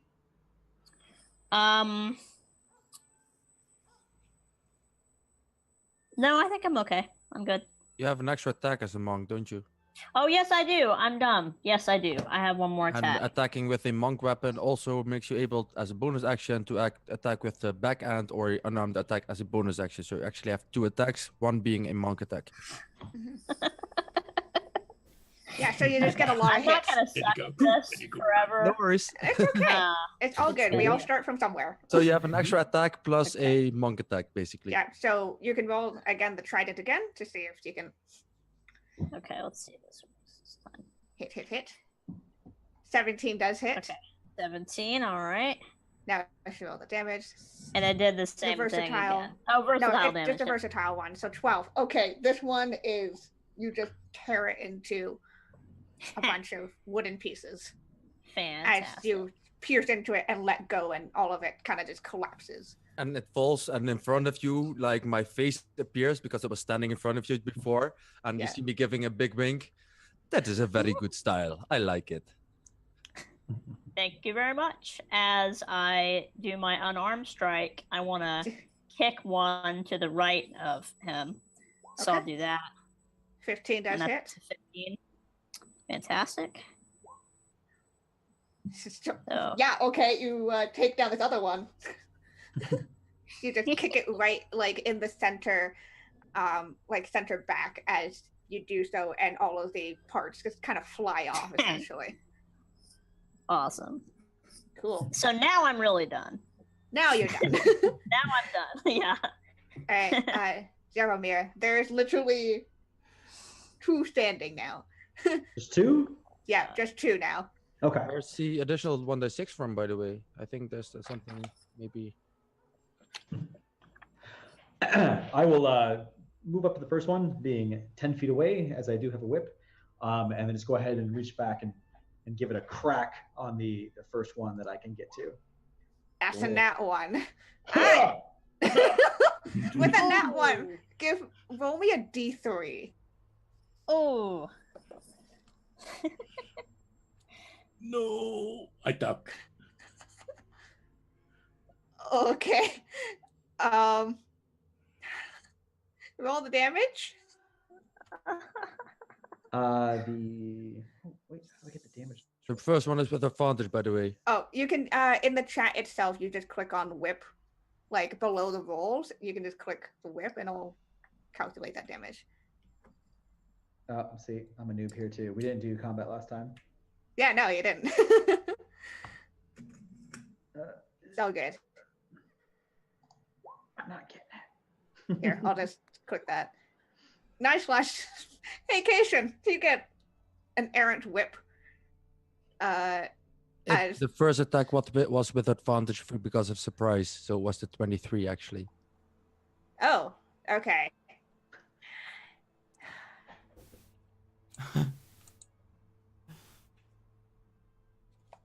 Fine. Okay. So if it was a 23 to 9 points of damage to the doll, that one goes down then.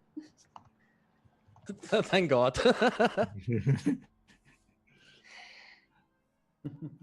Yeah. Alright. Sorry, I'm off my game with the combat. No because of worries. me. I mean, Yeah. I use this kind of stuff for a reason, right? So I can remind the DM of this, right? Then yeah, I will go ahead and as it takes down the one, and then just go ahead and bring it around and crack the other. Okay. Yeah, so in the message box itself, after you roll it, like when it rolls, it has the numbers. There you Gotcha. go. Gotcha. Okay, so here's the second hit. 12 does not, though. Fair. Ooh. As you crack it, but even though it hits it, it doesn't seem very phased by it. It seems Okay. to kind of just mostly brush off of it. Wooden exterior. All right. Turnuk. Turnuk's been like the whole time this combat's been going on. No, it's not a long time, but he's been looking very troubled by this. You might hear him. This doesn't feel right. And he's gonna look at the puppet and say loudly so the rest of the group can hear, if the kids were puppets, couldn't the puppets be the kids? And that will be his turn. Okay. We circle back to the top then with Boris. Okay, is there... How many are left? 1. One. Okay. You guys screw them up. Pretty hard. 12. 12 does not. Okay, then extra attack, 26. That, yes. 11 points of damage. Okay. So as this last one tumbles, with the arrows stuck into it, all of you hear the clattering of the pieces fall to the ground. And as there's silence now, once more, you hear a voice say, "But it wasn't time for the play to start yet." What is that?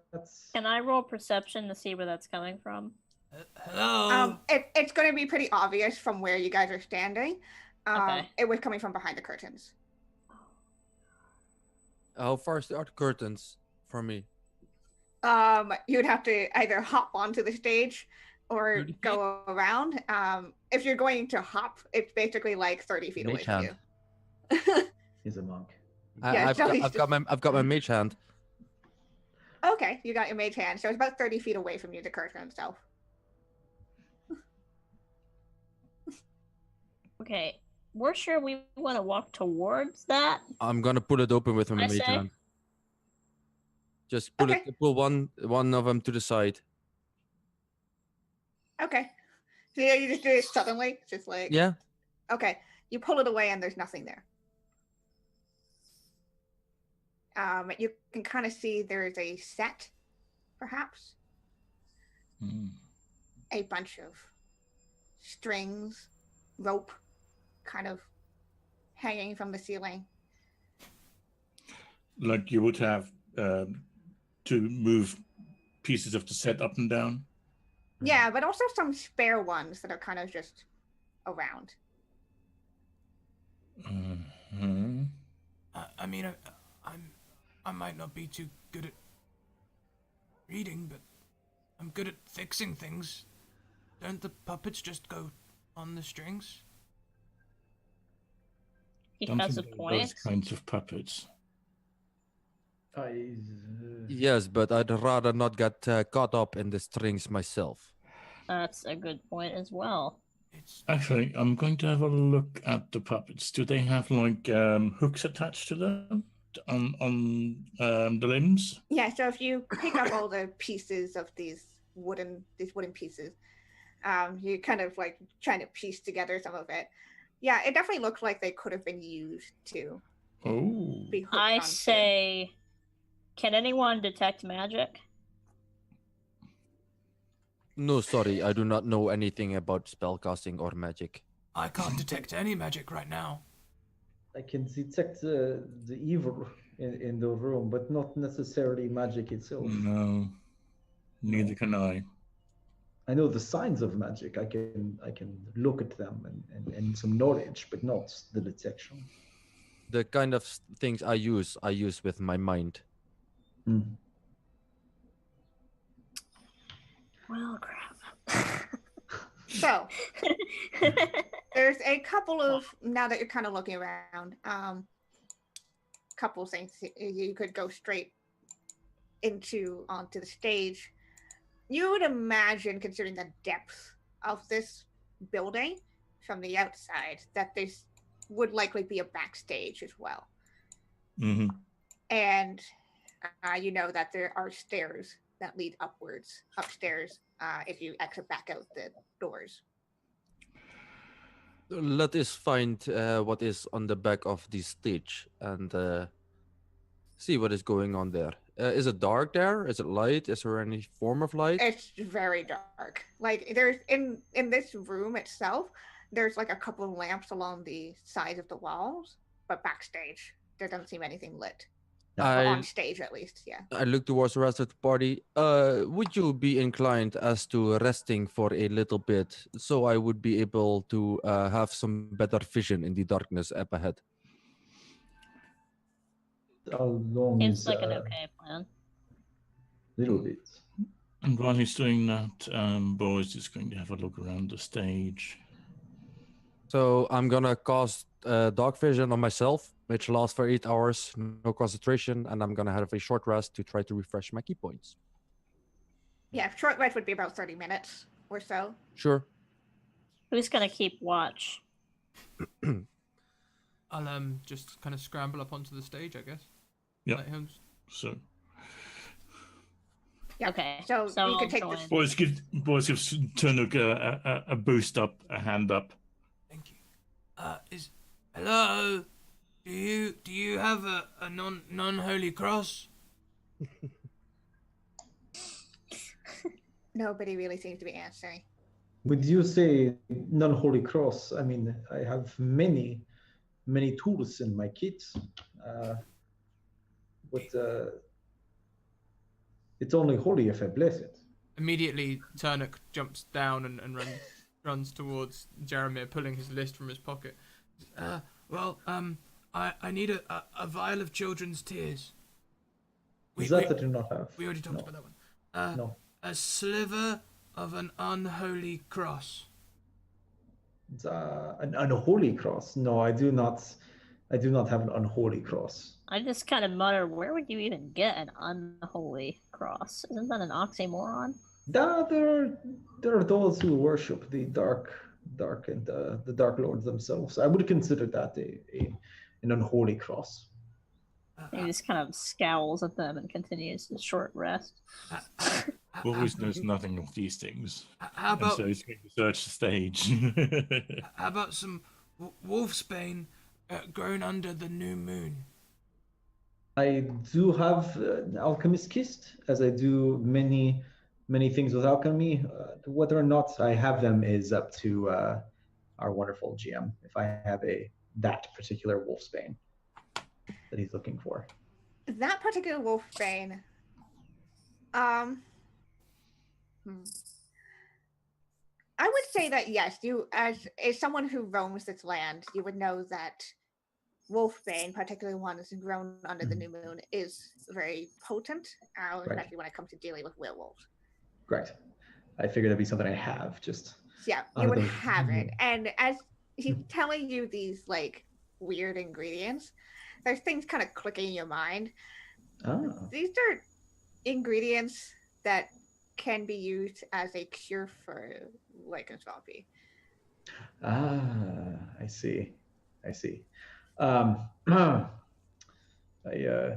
reach into my kit, and as I bring it out as he's resting, and I pull out the wolfsbane, and I look at you with a very troubled and a very apologetic look, as someone who knows the pain of what you're going through. And here, my friend, it is the least that I can do.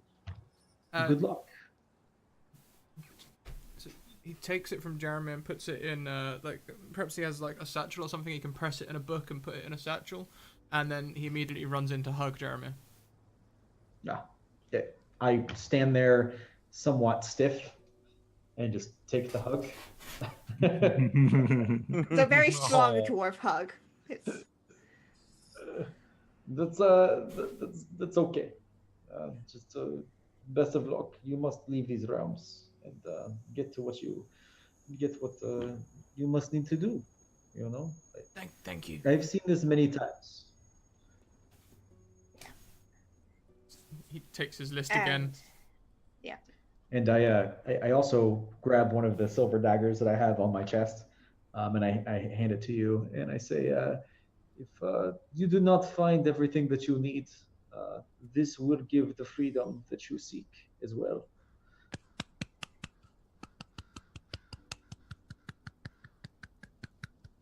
And shows this silver dagger to you, Turnuk.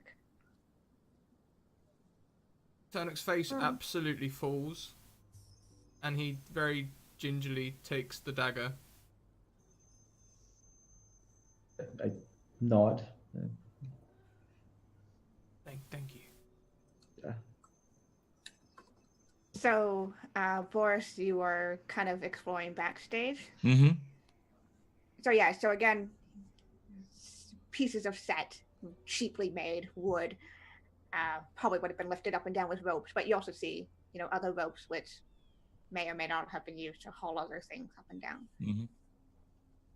You can kind of see up above where somebody would be pulling these things, kind of controlling that. Is there like a ladder or something? Yeah, there's a ladder that Mm-hmm. heads up to this kind of second part. Boris, Eh. shall we wait until everybody's ready before we venture deeper into the... I'm just having a look around the stage. He's not disappearing. Okay, just making sure. Yeah, and you also see there seems to be a door as Mhm. well, kind of behind one of the set pieces. So imagine it would That be- the actors would come in. Yeah, that's probably. what you imagine. Basically, I'm getting a sense of Yeah. the So those room, are the things that surroundings. pick Not actually going through the door, but just okay, that's the door there. There are these things. That's a ladder there, and so I know where things are while the others are resting. So that's kind of what you Mhm. definitely pick up. So, with a benefit of a short rest, what would you guys like to do?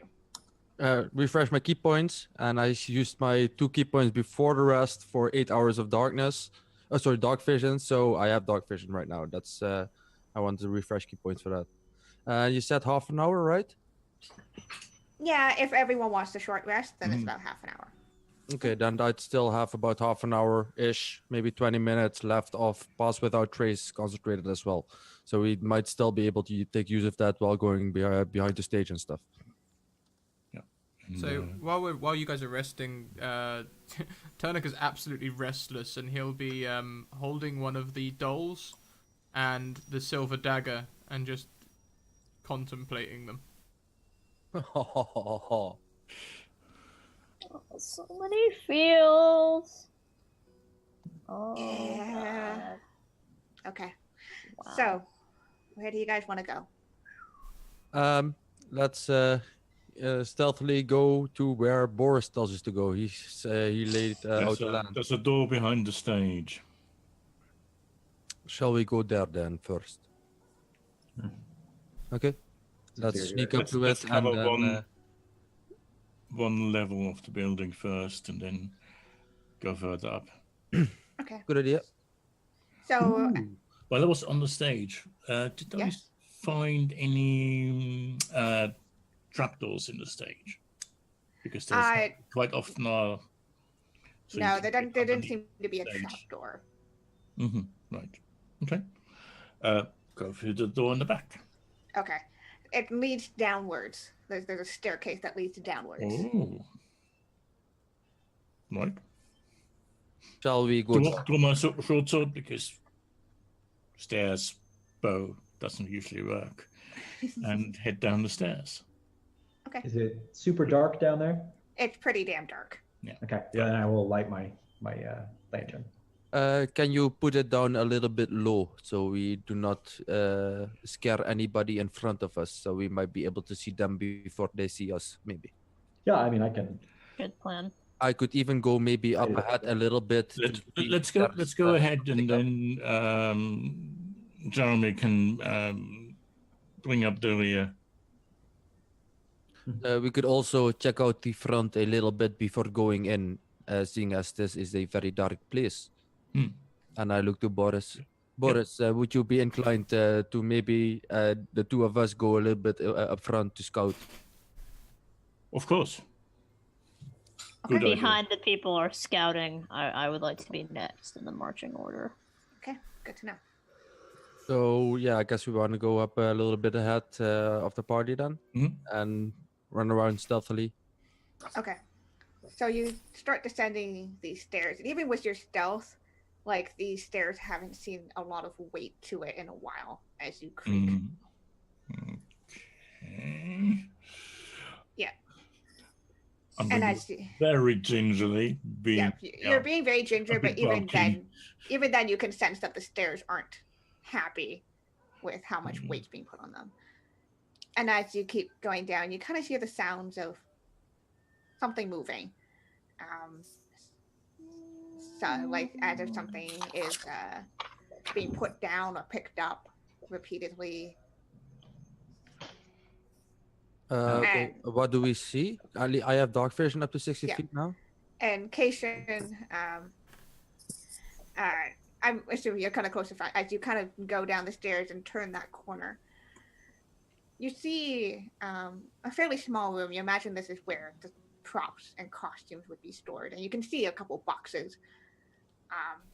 But most prominently, you see a cage of forms, very large sized, in the corner.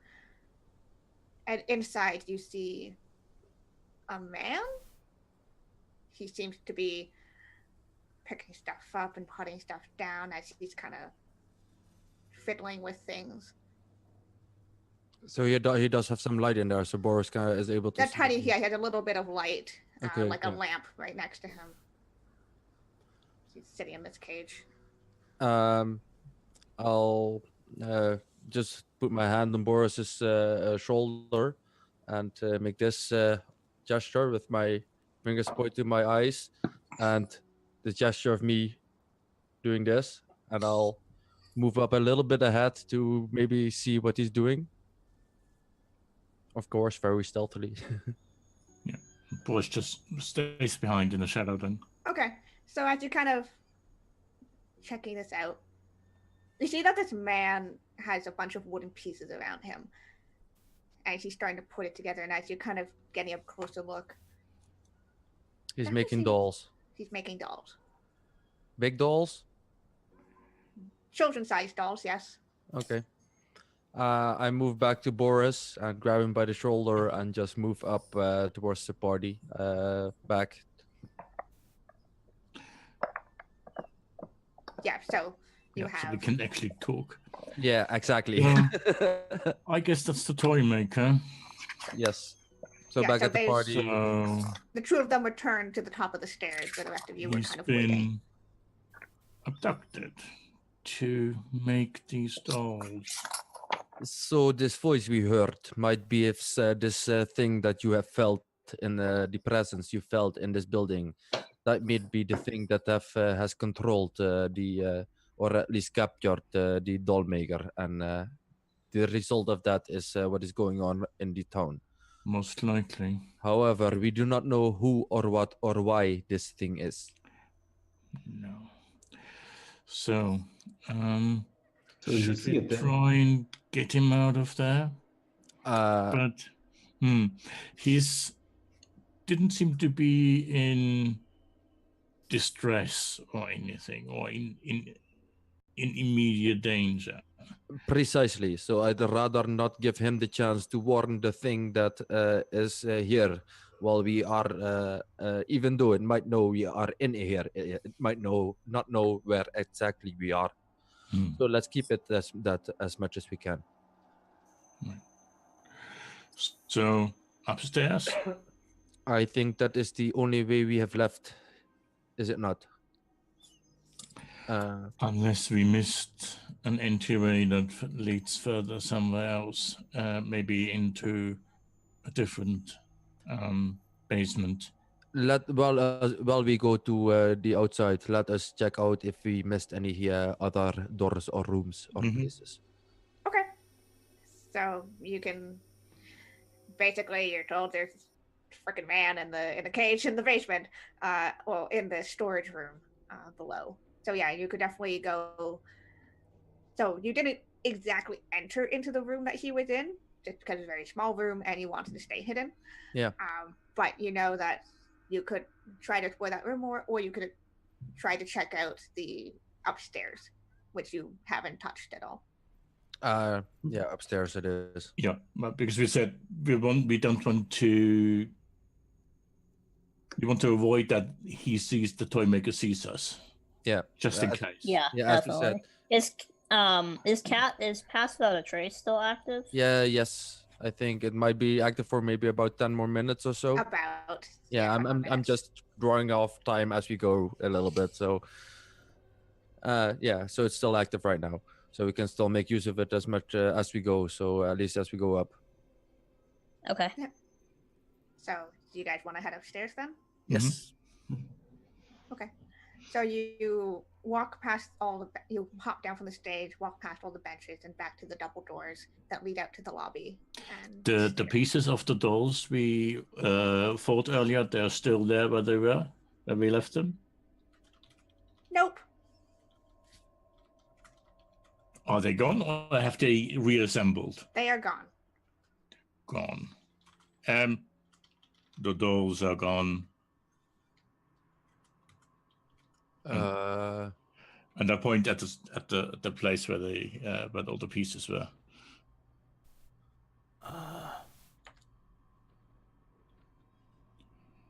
That's not good.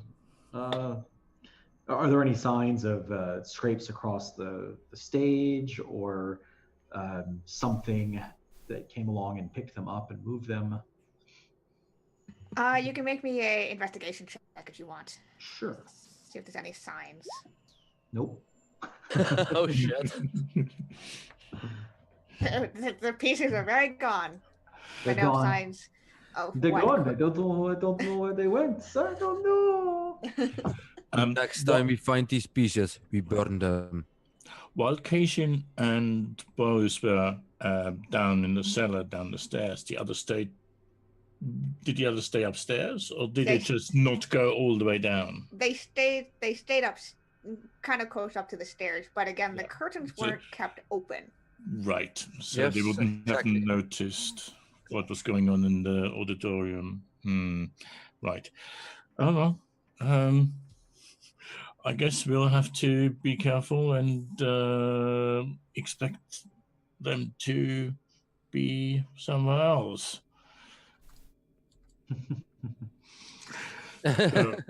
Yeah, I look to the ceiling as well. Wonderful. It's the ceiling. Okay. Good. Yeah, let's just go out and up. So let's head back to the lobby and then upstairs. Yeah, let's not split the party anymore. Yeah. Okay. So you walked You walk out of the double doors of the theater proper, and you're in the lobby. And as you head up the stairs, the door here is very much, you know, much less ornate. You imagine this is probably, they were told, you were told that Giuseppe did live at the theater, so this is probably his private quarters, essentially. But we Wait, didn't someone find lives anything here? a room where people that perform prepare a green room or something like that. Yeah, you imagine this is just kind of like a more of a living space up here. It's Okay. much shorter in terms of like story wise, I guess you could say. Like, if the theater is a fairly large room, like this is much smaller. So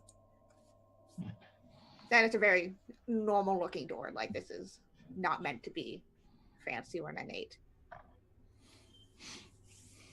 Okay. Oh. Let's carry on and see what's behind the door. Let's see what's behind door number 1. Okay, so you Alright. you creak open this door, which enters into a hallway as most doors do. There's basically like 3 doors, one to your left and 2 on your right. Let's first one? listen if we hear anything behind one of the doors. Yeah, perception check. Perception. Okay, Please. Yeah, you guys can roll me a perception check. that got us towards a weapon next last time. So It did. Okay. Turnuk's still looking at the dagger. He's not really done much since then. He's pretty hooked up on that. I broke him. oh, Poor sweet God. boy. Aw. Okay. Zaramir, you are the one who is able to hear that at the door furthest from you. There's like sounds of crying, like someone trying to not cry. That's a little bit behind this door. I think I hear something. what? I think I hear something. And I just lightly chuckle. Yeah, I just shouts that. I want to put my weapon away for the time being, so as not to look threatening. And maybe we should enter. It sounds It like sounds like there's one of the I children here, at the end of the hall. I whisper, which door? the one that the crying was behind. Yeah, that's the furthest one to your right. Mm-hmm. Okay, let's go Yeah. there. Yeah. I'm not going first because I'm the scary one. Yeah. Okay. What races are everyone? I forget. Half orc. Half orc. Half orc, human, gith, and dwarf. So I guess. Okay, I'll so go. maybe the human and the dwarf should go first. I don't mind going first, but not alone. he says the I'll go. green skin, hairless one. I may have like these Chinese stuffs next to my these things, and maybe like a braid coming from the back top of my head with a ponytail, but the Yeah. rest of my He's the rest is just definitely alien looking, especially to the definitely. Okay. to I the think it's human people. I Of think this it's town. the most alien humanoid race in the books almost. So yeah, Should I go in then? 'Cause I'm just we go Like- first then. It's okay. So I'll go with Go for Percy up front. Okay. okay. So you just head up to this door, and all of you can now hear there's someone definitely trying really hard not to cry, like someone trying to stifle, but still letting. Yeah.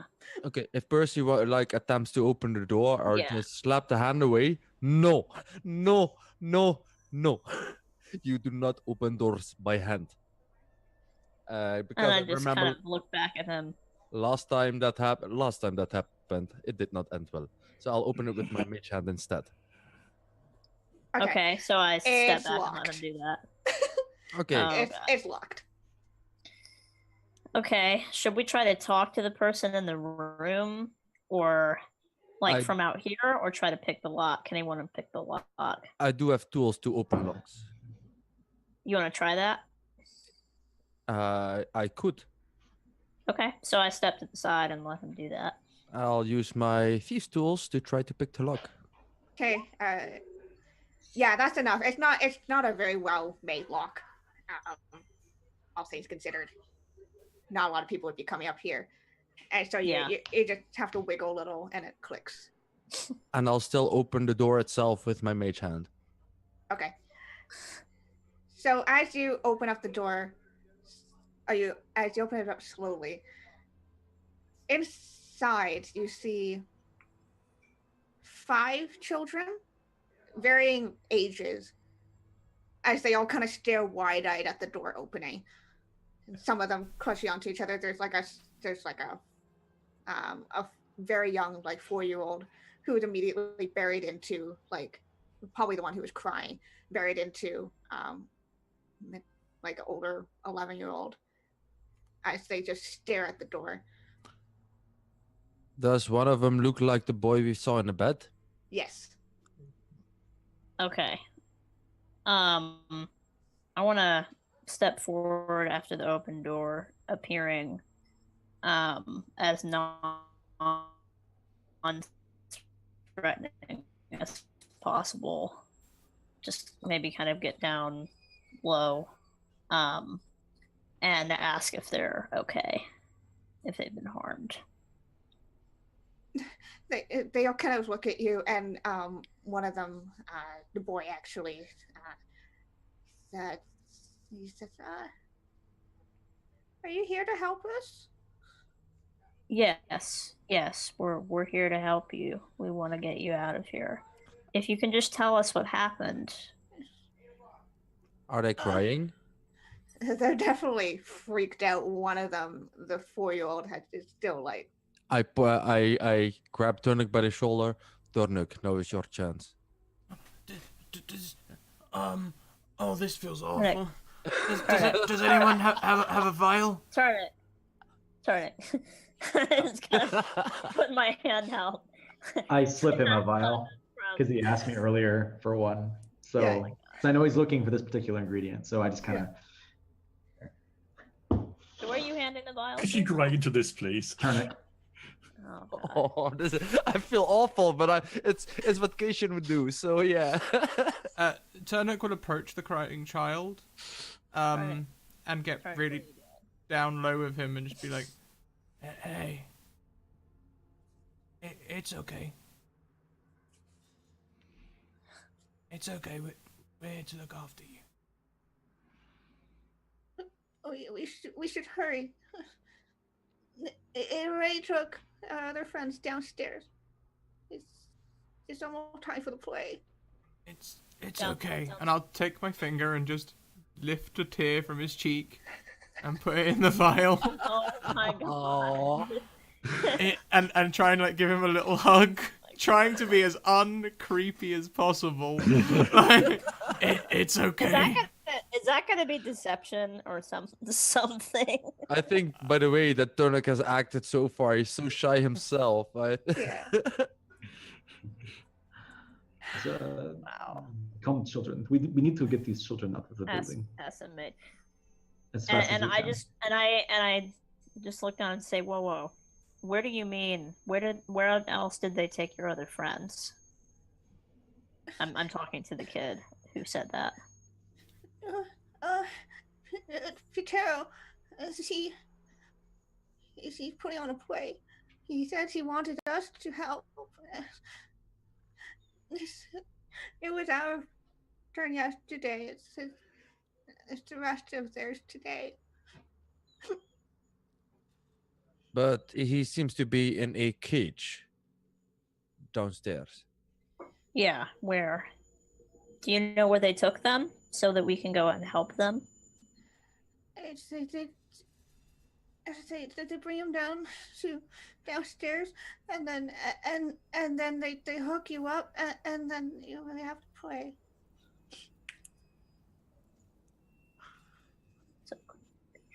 Okay, and I just want to stand up and look at to the other party members and say, I hate to split us up, but I think some of us need to get them out of here, and the others need to go get the other children. Agreed. The children should be removed as soon as Okay. possible. All of you can hear the music start up again. We can come back later for the others. Okay. Oh shit! And I, The music. God, and then I look to the other kids and say, okay, we're gonna get you out of here, but you have to stay behind me. Okay? Does everyone understand? I say to the kids. They all kind of nod. And as they stand up, you can see there are rope burns across their wrists. Oh my god. Okay. So I want to get in front and lead us. We need a way out of the complex without going through that main area, because I have a feeling that's where the other puppets are going to be. Again, there are no windows in this place. I still have the feeling that this man or whatever is controlled by an entity of some sort. Well, regardless. If we have a way to defeat this entity, I think the biggest problem is solved and we can get these children out of here safely. So are we going to try to get them out of here first, or go fight whatever it is that's keeping them here? If we have a way to get them out of the door, we should do that. Right. Let's see. Okay. I'm going to head downstairs and see if anything, if the door is guarded or anything like that. No. Okay. Push open the door, look outside. So it looks like we can just. I could just leave. Right. Okay. Head back upstairs. The way outside is clear. I want Okay. to, while the children are gathered up, I want to look down at them and pull off several of the daggers that I have on my bandolier and hand them out to the children. And, this is just in case you need to protect yourselves. Take these, my children. We will get you out of here. They very, very nervously take the blades. It's very clear none of them have ever wielded a weapon in their life. Ah, sure. Better than nothing, no. Exactly. That's how you learn to live in a world like this. Okay, so what, Turnuk? I mean, couldn't they hurt themselves? Do you know where you are? They'll be okay. And then I want to get in the front, kind of gather all the children up behind me and start making for the exit with the other Okay. party I members. guess we want to escort them out. Yeah. Absolutely no problem doing that. You get them out. Okay. I look to the oldest one. Do you find a way for these children to get home, not just yourself, so we can take care of the big problem, so all your other friends are safe as well? The 11-year-old, clearly the oldest of the group and the one who's been comforting the younger ones. Said, Yeah. I think I can at least go to the inn. You are very brave. You have been very brave, all of you. My honor as a monk towards you, and I take a little bow towards all of the kids, and And I I give a nod little to them. pat on the back of the 11-year-old. They say, oh, Be strong. Be strong. You've got this. thank you. You can do this. Please save my friends. We will. We will. On my And- honor. She immediately grabs the others and by around there and just starts escorting them towards the inn. There is Okay. the music playing behind the theater doors. Mm-hmm. I just slowly turn around. So, we still have doors upstairs, or we can go and kick the toy maker's ass. I think it's the toy maker's time at this point. Yes. Yeah. Yeah. I don't think Toy maker. anything else upstairs. Okay. So you just I guess my pass without trace is gone by now, right? yes. Yeah. So you can push open the doors. I will say this as a kind reminder from your DM. She did not say Giuseppe, who is the name of the toy maker. This Right. 11-year-old said Patero. Oh, Pitero boy. was the son. That was the son, Correct. yeah. Mm-hmm. And as you open up the doors, the curtains have opened. You see 6 children, all attached to the spare ropes that were hanging from the ceilings, looking as if they were being puppeted. They look tired. They look sad. And they are going through these movements that they have no energy for. And standing in the middle of them, who seems to be interacting with this play,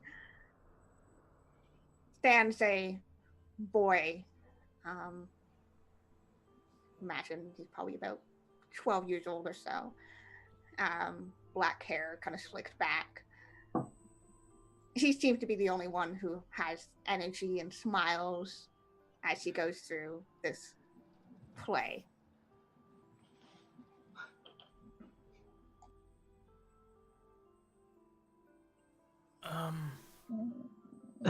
Should we wait? It's finished. Is the boy cursed? Can I, from this point, see if it's an actual boy? You can't tell from this distance. Okay. Patero. Turnuk will go and walk towards the stage. I'll follow him up. I'm definitely gonna stay as close as I can to Turnuk. We got rid of the kids, right? The oldest took the kids away. Yeah. Yeah. And this boy turns and says, "Are you here to play? Time for the play to start." Uh-huh. Yeah. Not. Sit down on the bench. I'd say, sure. We're here to play, and I want to sit down. I don't think they want to play. Why not? Why not let the kids go and then we can play all night long? I mean, they want to play, and then they got all weird and sad and stuff. But playing's so much fun. They're having a lot of fun. Well, these kids do not have the feeling that they have fun. So I think if you let these children go, we have a lot more stamina. We can play, we can dance, we can sing, we can have fun all night long. And I'll just flip, do like a backflip, a standing backflip where I am, just to show a bit of what I mean. Okay, roll me a persuasion check. Cool. While he's backflipping, I want to touch my holy symbols of the 7 and try to divine sense the room. This thing is celestial, evil. dead. This thing is evil. Fine. Wait, is. The kid that's talking is evil? That's what I thought. Yes. Oh no. Okay. So, like, this is the first thing that you've detected in a while, and it's almost blinding in that kind of, like, sudden wave. Can Suffocating. I kinda look try over at to? I rolled a 12, by the way. Okay. Says, I mean, we should finish the play first, and then we can play. I haven't had anyone new to play with in a while. Can I try to hide? This sounds it sounds dumb, but I'm thinking if they can distract whatever this crazy evil thing is, I can go around the back and start cutting down the other kids. You can make me a stealth check. Okay. Oh. Yeah, so you try to kind of, you know, very quietly kind of get to the side, but Pitero kind of looks like, you should probably sit down so you don't interrupt. And You I need just to let them slowly go. sit down. Right now, Boris, this is not a child. This is a thing of pure evil. Kieshin, Turnuk, Percy. We should not be playing anymore. We should let these children go. And with that, I point I rip off the cross that I'm around my chest, and I speak a vow of enmity against this creature.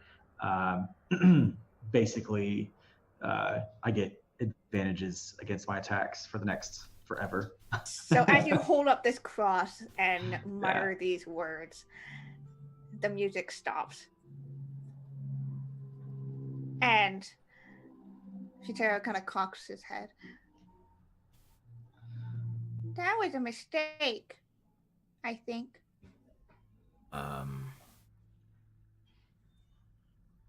And with the vow of enmity casted upon Shitaro, I'm gonna need an initiative roll, guys. Oh my god, this is so crazy.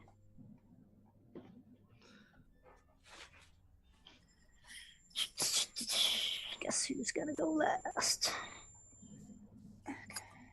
Where's the DM at? That's what really matters. Oh god. Nat 20. Oh no! Oh no! Oh no! That hurts. All right. So first Potato, then Cation. Then Zomir. Then Boris. Then and Turnuk. Okay. So yeah, as you cast this vow of enmity, I said, I think that was a mistake. Patero kind of waves his hands, and the children on their strings, you're now noticing that there are tracks that lead into the audience as well on the ceiling. Nice. As you see that these children suddenly have weaponry, daggers in their hands. They look like they're being tied into their hands. It's like they have no control. And they are all going to attack you. And you see, like, each of them are terrified and, like, they clearly don't want to do this, but... Right. So, Cation... So they're basically being used as puppets. Yeah. Jeremiah, that's an 8. Jeremy, that's also a 13. You just have to just keep track of me. Boris is 7. Nope. Percy is a 11. Does any of those hit you guys? The 18 does. Nope. Okay, so you're just gonna... Yeah, you're just gonna take 3 points of damage, Cation, as one of these children, arms guided with the dagger, stabs into you. And Patero just said, I don't know why anyone doesn't want to play with me. I just want to be loved. Cation, it's now your turn. This child just... Don't hurt them. Because you're evil as fuck, motherfucker. That's why. Could be because he makes them stab people. That might. Could I reach the strings that the kids are attached to? You think you could? I mean, and at least if I take like a little bit of a running jump, right, I could try to get these kids out, because that's the first priority for me, is getting these kids down as much as I can. So I'll pull out my sticks and make one of them into a Scythe, yeah. scythe, and I'll start trying to chop as much kids down as I can. Okay, so you're probably only going to be able to focus on this one child. They have strings attached to each arm, essentially, too. What And about their legs? their legs are free, but like they can't really run because of the... Right. Yeah. And it's magical shit, so... Yep. So you can roll that. Roll the attack on the strings, because Yep. No, Patero's in Don't control. roll the one. Okay, with a 9, you aren't able quite to get it because Patero just kind of pulls this child back. Then I'll try to use an extra attack to slash at it again. Okay. 16 does. So you loosen one of the... you loosen one of the hands, essentially. The one with the dagger still there. Mm-hmm. But now the child's just kind of trying to, like, hold. Then I want to... hitting it with my fist wouldn't do much to a rope. So,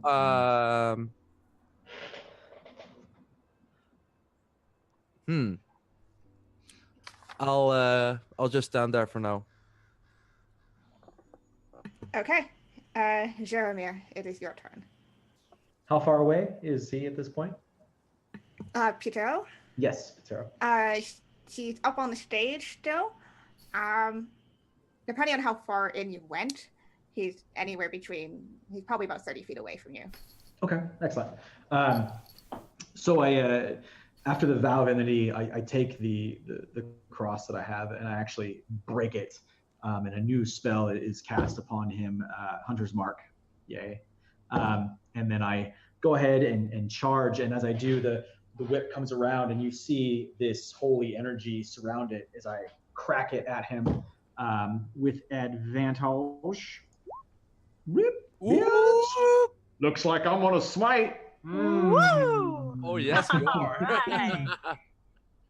So there's that. Okay. So you crack... He's not expecting it. Plus that for Hunter's Mark. Yeah, he's not expecting it per se as you rush up basically and just crack at him. And as you do this, he turns towards you. And his okay. His face seems to flicker as you do this. Going from this, young 12-year-old boy. That should be it. That's a lot of... You sure? Can you describe to me who your closest... what did your wife look like as a child? She was small, and even though she grew up to be older with brownish hair, but she was young and blonde, innocent face, rosy cheeks, and she was typically seen around our village in not dirty dresses, but they were dresses that she would get dirty from playing and hanging out with the boys, and just very good-hearted. But at the same time, this is Barovia, so there's that realism that has to be set in of what your life is here. So as your whip cracks out and you feel that damage, you watch as Patel's face changes into a young, rosy-cheeked girl, and you hear a voice say, "Why are you hurting me? Don't you love me?" Oh my god. This is I pull the whip back, and the energy drains away from it, and I look horrified at the creature that's standing before me. I don't know if I need a roll to... So you're gonna make me a wisdom saving throw with that. Okay. Where's that at? You aren't quite able to shake off hesitation. So any future attack, until you can shake it off, is going to be at disadvantage as you see what looks like to be your wife as a kid. Okay. In front of you. Well, I currently have advantage on all my attacks, so that so it'll just negate. Sure. Boris, what do you want to do? I'll try the same as Keishin did. I'll try to cut down the children. So Okay. Draw my short sword and go. Chink, chink. 23 Yep. and natural 20. Yeah, you cut down both of these. You cut down both of these ropes. This small, like 6-year-old or something, and immediately falls to the ground and looks at you and drops the dagger. I'm sorry. Don't be sorry. And I'll pick him up, carry them outside into the lobby. Okay, yeah, so you just deposit him outside. Yeah. And Okay. then back in. Percy, what would you like to do? All right. So I would like to figure it out. I would like to use Water Whip, which is a monk thing with way of the Elements. Way of the 4 elements. Yeah. So I spend 2 key points as an action to create a whip of water that shoves and pulls a creature to unbalance it. So you got to make a dexterity saving throw for Ptero. Okay. For Ptero. And the DC is 16. 13. Okay, so yeah, Okay, so he will let's see. He's still gonna take some damage, but not quite as much. On a failed save, let's see. On a successful save, the creature takes half as much damage. So it's 3d10 bludgeoning, but then halved because he made the save. Okay, that's a lot. So let me roll that. Okay, so you took 10 points. As you do this, again, looks at Patero. Still looks like Patero to you. She turns. Describe to me who was your closest clan's member, Significant. youngest one, huh? Youngest one?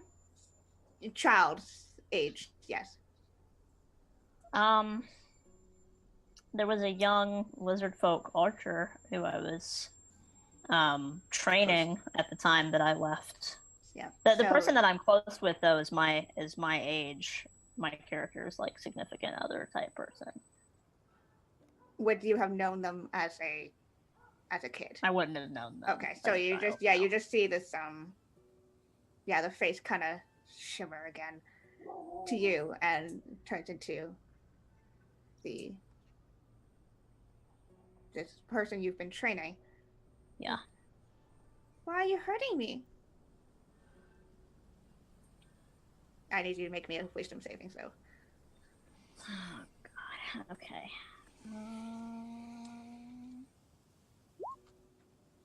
15. Okay, with a 15, you manage to shake off. You're like, no, this is. It's not him. This is not. It's not him. This is an illusion. Okay. Am I able to tell if the attack landed? The attack did land. Okay. I was gonna have to not attack it anymore. Okay. So since they saved, I don't get to pull it back or not get prone. So that, as long as I'm correct, that is the end of my turn for now. Okay. Because the extra attack I only have when I take the attack action. So, yeah. Okay. Very good. Turnuk, what would you like to do? Well, Turnuk realizes that he's a little short and he probably can't reach the ropes, so he's going to try and grapple the child in front of him and just pick him up so the ropes go slack. Sure, make me an athletics check. Smart. Yeah, you pick up this little 4-year-old. Maybe more than 4. It's okay. It's okay. Enough to make it slack. Is he crying? Yes. I just dry his tears and put it in the vial that I put on my belt. Okay. You just want enough, right? So it's enough to make it slack for sure. Yeah, I just hold him so that he's not being controlled.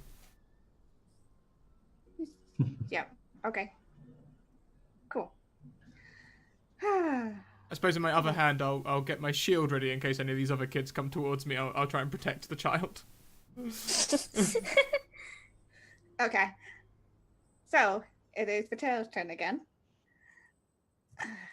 Which, again, the children are going to minus the one that is being held and minus the one that got escorted. So that's And one of them has one rope less, the one that Yeah. I'm with. yeah. So that's 4 of them left. So I I don't know Not if on he's you. still able to attack me, but He's still able to attack you because the one that had the knife in it is Yeah. still attached. Totally misses though. okay. The one on Zormir. Nope. The kids are struggling against the bonds. One on Percy and one on Turnuk. Any of those land? That does not hit for me. Okay, so yeah, these children are trying their damn best to, to not hurt you, Right. and they're succeeding. Okay, Cation. I wanna extend my other scythe, so now I have 2, and I wanna chop down the other rope at the kid. Okay. That would be Yep. 17 to hit. Yeah, you cut clean through, and this kid drops to the ground as well. I'll just land. I'll put a foot below it so it drops a little bit less hard on the floor, and Okay. I'll say to it, "Run, you fool!" And then I'm gonna focus my eye on the Petiaro, is it? Pitero, yeah. And I want to look up at the ropes that are still there. How high is the ceiling? Ceiling is about at calculating math in my head, 80 feet tall. About. Okay. I want to take like a 5-foot step or 10-foot step even backwards, and then charge at the ropes, jump at the ropes, and use them to sling up towards the stage to land on top of that bastard. Okay, so do you want to? So you could just swing on it, but you could Yeah. also take the momentum and also because there are tracks basically. Oh, with I'd the rather ropes take the are? tracks to go Yeah, full so- momentum, and that, when it snaps at the end, Yeah. I can use that momentum to basically use my my additional attacks on them, maybe. Okay, go ahead. Okay, awesome. Do I need to roll anything for that? You're gonna have to. I'll say that you can make me a dex saving throw to make sure you land on your feet. Essentially, yeah. You are able to grab and run and just whoosh right towards him. So you want to do another attack? Yeah, I want to do my second attack with my scythe. That would be an 11 to hit. The 11 does not hit as he ducks out of the way. Then I'll use a key point for a flurry of blows, which Okay. makes me able to do 2 additional attacks with my offhand. Yep. So that's 1. That's a 16 to hit, All right, 16 does hit. which will be 8 slashing damage, and I Okay. will immediately use a key point additional to that for a stunning strike. Okay. That's You can roll a Constitution saving throw or be stunned until the end of your next turn. nat 20. Okay, then I'll use my additional attack that I had for my flurry of blows, which would be 19 to hit. Yep. That does 9 slashing damage, and I'll use an additional key point for an additional stunning strike, so you can roll an additional Constitution save. Okay. As you do these, who were you close to as a kid? My master. Okay. Were there other kids your age around that time, or? Maybe other students, but I don't think I would have. I would have had some friends, but I would have been focused towards my training more than anything. So I think, especially being a monk as I was, I'm a quite typical monk. Focus of mind is important to us. So Yeah. So Patero seems to try to. You see the face shift, but it seems to not be able to settle on anything. There's nothing there. And it goes back to Patel's face, very frustrated. Okay. And the second DC, you don't make it, so you'll be stunned until the end of your next turn, and it would have cost Okay. me 3 key points in total. Very good. Okay. Zeramir. Yeah, so at first I was dismayed and slightly confused and upset by what I'm seeing. Cation, you're right next to me. I look furious, just absolutely furious. And I've just pulled back the whip and my fists and like, you do not take her fist! You shall not! And I start whipping the shit out of her, out of it, out of what I'm seeing in front of me. So this will be at a disadvantage, so 12 does not. It is at normal. Oh, at normal, right, correct. So at 14 still doesn't hit. Okay. Actually, yeah, at advantage, because it's at advantage because he's stunned. There are like too many things going in my head right now. Yeah. 23 does hit, though. Excellent. I will go ahead and lay, so there's the 10 damage there. Okay. Plus the Hunter's Mark. Plus the holy energy of the smite upon this creature. Okay. I am furious. Yeah. You just lay into this. And like after the first hit, the face disappears again and back to being Patel. And actually, with that last part, if Patera wants to go ahead and roll me a strength or dex save as the whip wraps around his foot, and I attempt to trip it with Martial Adept. And I think you have disadvantage on. Oh, you automatically fail strength and dex saves because. Okay. Yeah. Yeah. So he fails. So takes an additional 4 damage as it falls to the floor, and then now it's prone. Yeah. Damn. It's mad. I'm God damn. Yeah, with all of the fury and anger upon how dare this creature take on your beloved's face, as you just tear into it. Yeah, and it's now prone. No. And everything. That's Okay. Okay. Boris. How many kids are left? There were 5 kids left. One Turnuk is holding up, so he can't be controlled by this rope. Yep. Because he's too short to actually reach up and get the rope. Mm-hmm. There were 4 others who. But, 3 others, because one of them had just been dropped by Cation. I'll cut down another one. One's outside. Yeah, that one has bolted. Yep.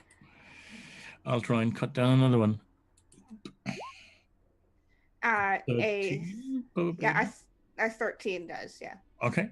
And with the second one, 9. 9 Stop wiggling! I tried to save this kid's freaking out. You're also wielding a big sword around this child who had never seen a weapon in their life. It's just like, oh god. Panicking child. I want to save you. But you got down one of the ropes. So dangling by one. Okay, Percy. All right. I would like to now draw my trident. Okay. I will attack Patero.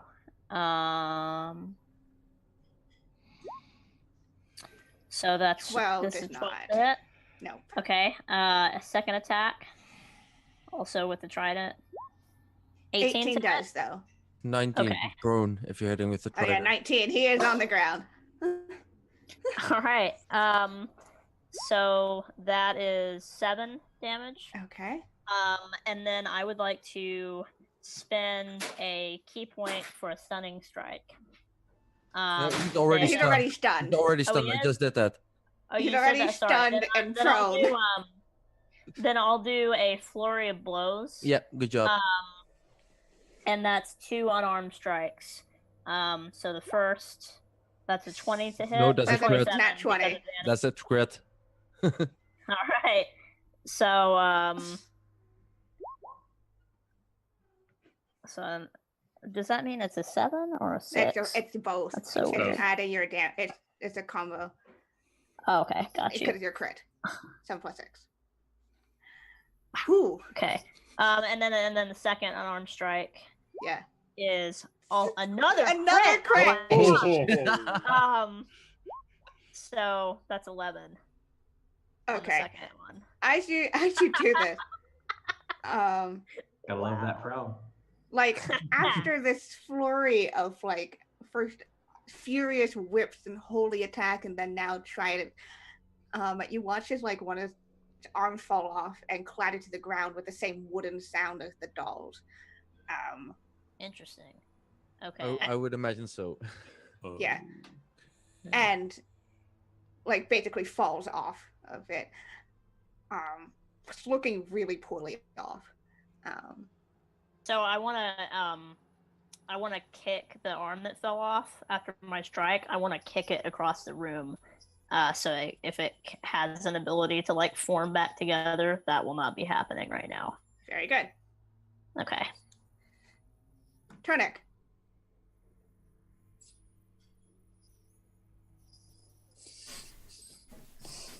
I still got this kid, haven't I? Yeah, you're still holding this kid.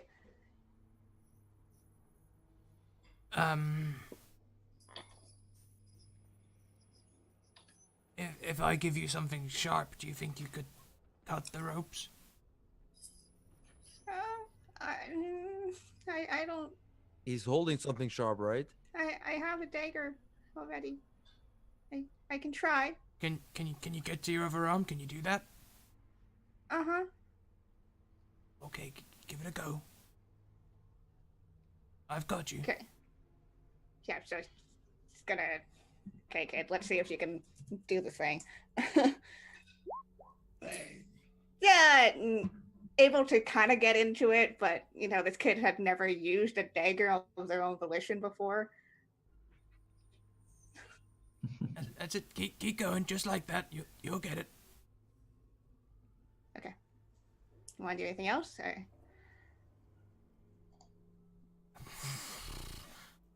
Feeling a bit tied up with the kid. Maybe Tied up with the kid. maybe I could take my great sword and reach up. I mean, the great sword's the same length as me. Maybe I could try and angle it so I could reach up and try and just. Yeah. Snip. So as you draw your sword, black with this kind of, the trail of reddish energy, it says, Oh, creepy sword. "Oh no, there's an no. enemy right there. Prove your strength. You've proven it before." Soon, Blade. Soon. We'll go and get the demon thing soon. My patience is running thin.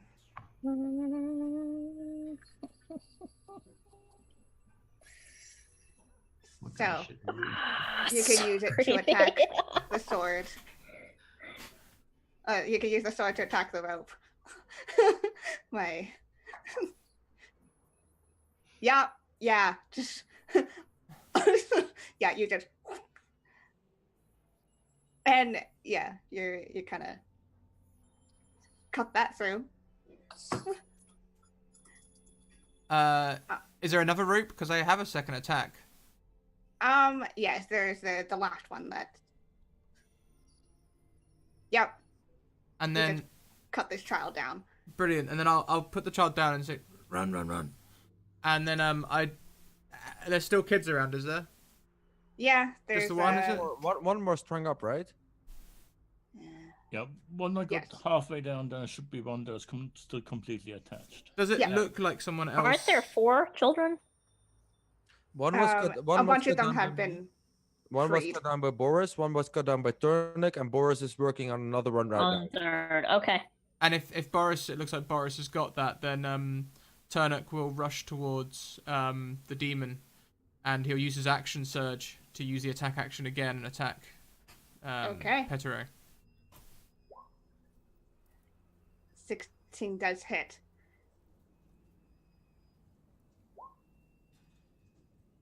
Okay.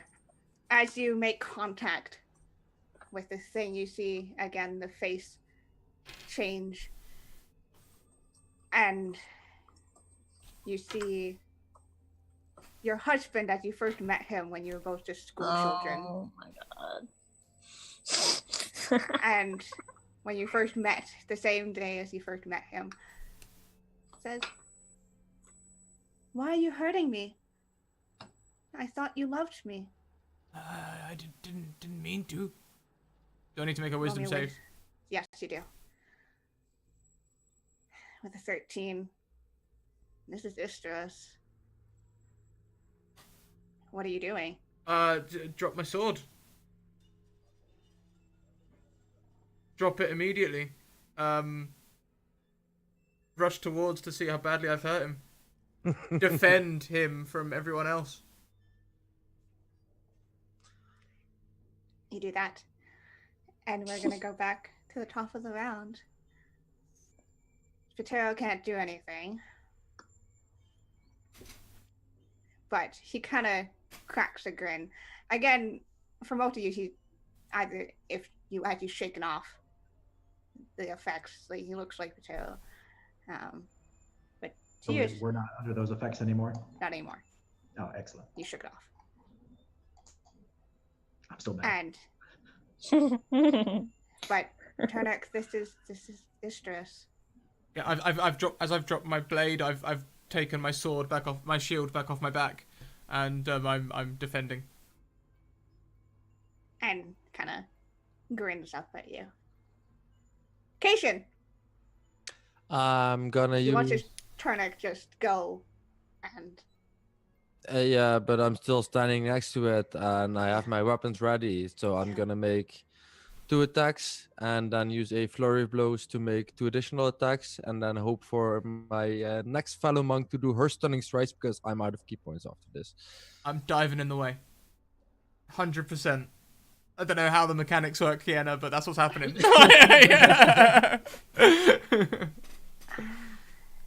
Okay. Both of you need to make me actually just Turnuk, just make me a dex. See how if you can get in the way. You do. So whatever. So you're gonna have to deal with Turnuk being in the way.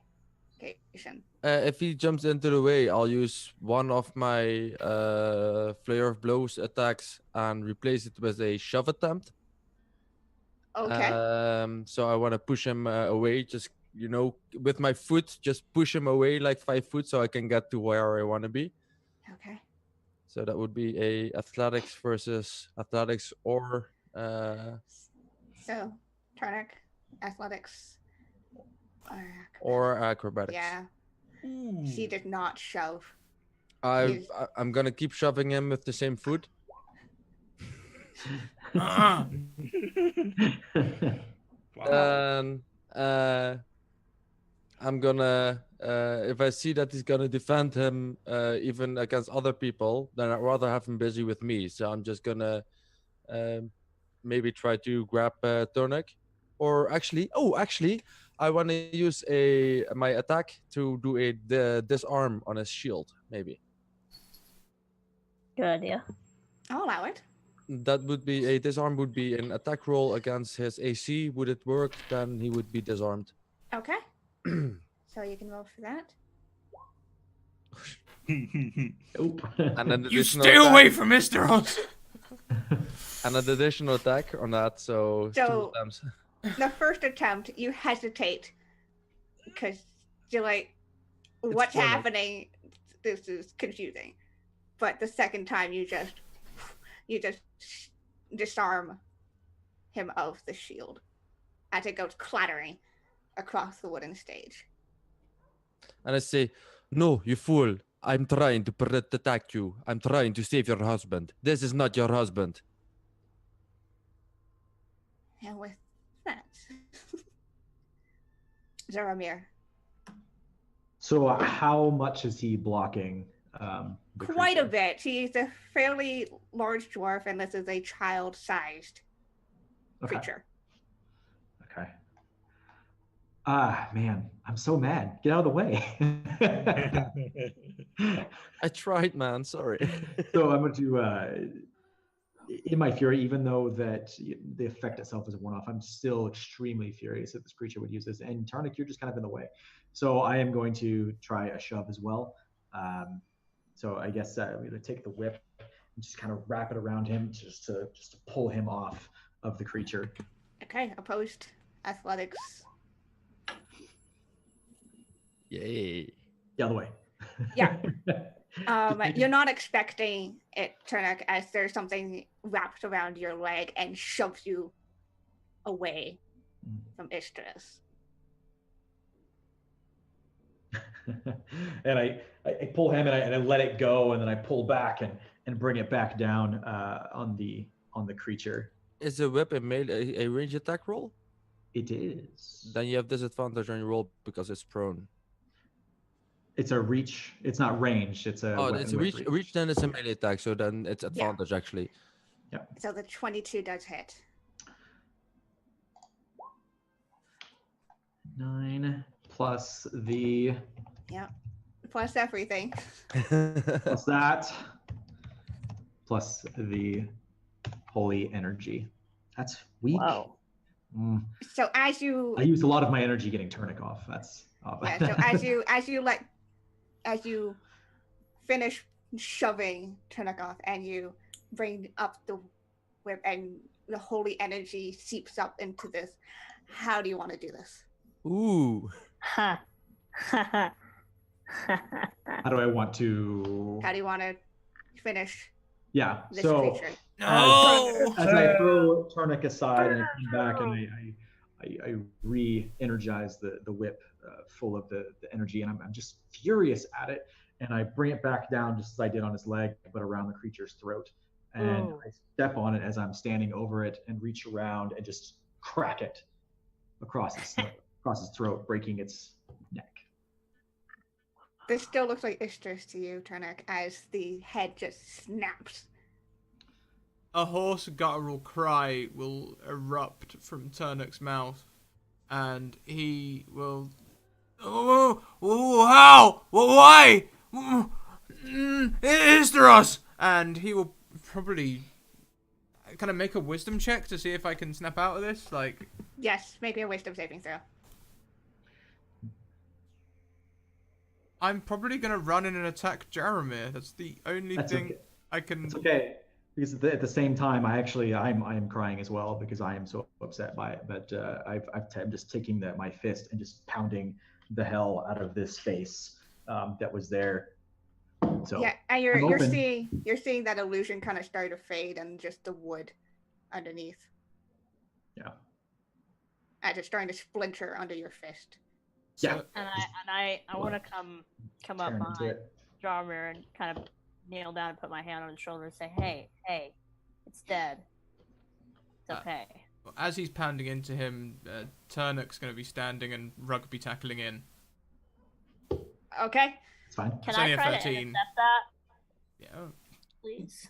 And Boris Um, finishes off cutting off the Just make me a Percy, make me a dex to see if you can intervene. In Just, time. just straight up. What Straight do up I dex. do? Okay. Yeah. Basically, it's just can you get in the way?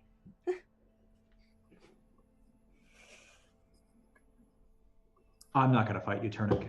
I'm beating the Okay, crap. I don't know how to do that. How do I do Just that? click on Dex. Above the skills, there's. Yeah, you, Okay, There you go. got it. I got it. There There you we go. yeah, you're not quite able to get in the way. Crap. This is very Okay. very fast dwarf all of a sudden as Oh my god. is being fueled by fury and sadness. Jeremy, there is suddenly you can make me an athletics check, Jeremy, if you want to try to resist being tackled. No, No. I'm pretty You much. just Yep. you get tackled off of this thing, and both of you skid across the stage floor. I want to go to Turnuk and try to comfort him. my friend, this is not your husband. This is not him. Look. And I pull like a piece of it towards him and start knocking on it and shoving it a bit into towards Turnix to hopefully make him realize what's happening. Yeah. And Am I I- want to attempt to help in a similar fashion. Just come up and put my hands on both of them and say, "Hey, guys, stop. It's okay. Am We I killed still it." am I still bewitched or? You're kind of now starting to shake off, and if you look over, it's just a wooden doll. Then Turnuk will climb off of Jeremiah and immediately put space between them. Not really sure what he's doing or how he's got here. And he's gonna push himself away to a corner of the stage and curl into a ball with his head in his knees. I just want to walk towards him cautiously, like so as not to freak him out, and just kind of take a knee and, are you okay? Turnuk, it's okay. Are you in there, buddy? Turnuk. It was Isteros. It was not. It was just but a memory of him. It is only an indication of how much you care about your husband. And look at it the other way. We have found 3 of the parts you already need for helping your husband. We are so close.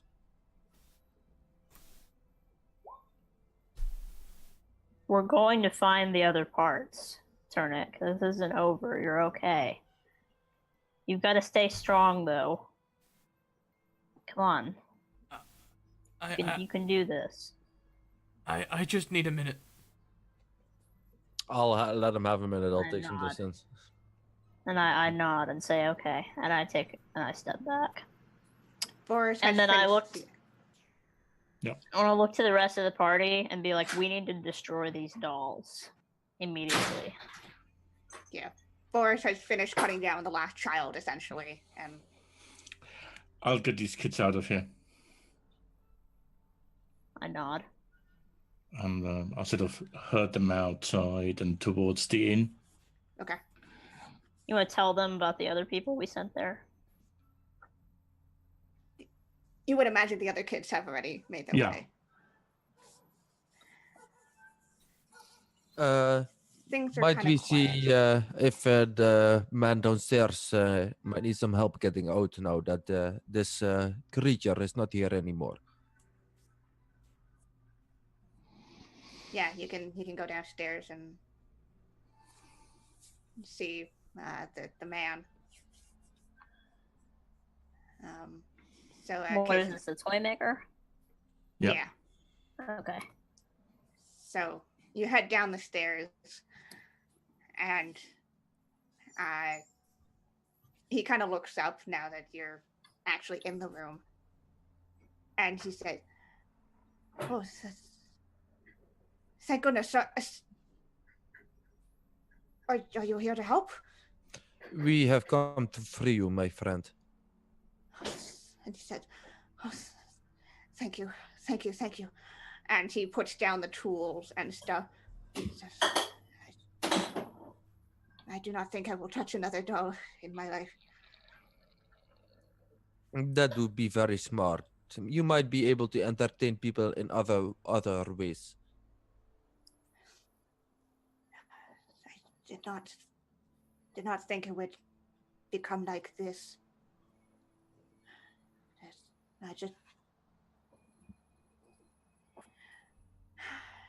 I missed my son so much. It got out of control. And you made a doll of him. And what happened then? I made a doll, and I prayed something would give him back to me. Whatever came back was not him. Well- Oh, sorry. We have taken care of that. Let us free you, and I want to at least get him out of the cage. Yeah, you get him out, and he definitely looks like he's weak, like he's probably been trapped in I'll here. support him. for- I'll click my staff into itself, and you give him that to use as like a walking stick or something to support himself with on one side, and I'll hold himself on the other side so he can help him up. Yeah. He's definitely like he's been stuck here. And he's already like a late 40s human man. Like, was not a good place for him to be. So you carefully lead him up the stairs.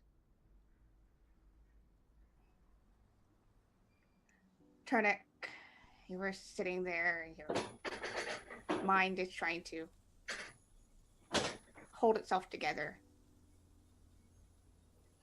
Memories of you and Istris as, students, getting to know each other, being friends, him teaching you how to do math and reading, things you struggled with before, but he made it so easy. And in return, you taught him parts of, how to, little basics of blacksmithing. He was always so interested.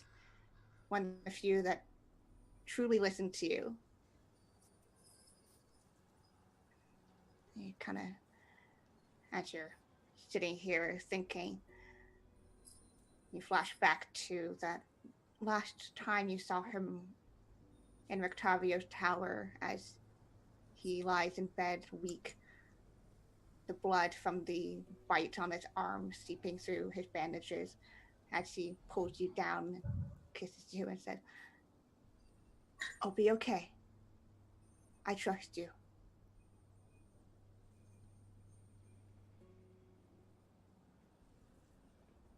Turnuk dries his eyes.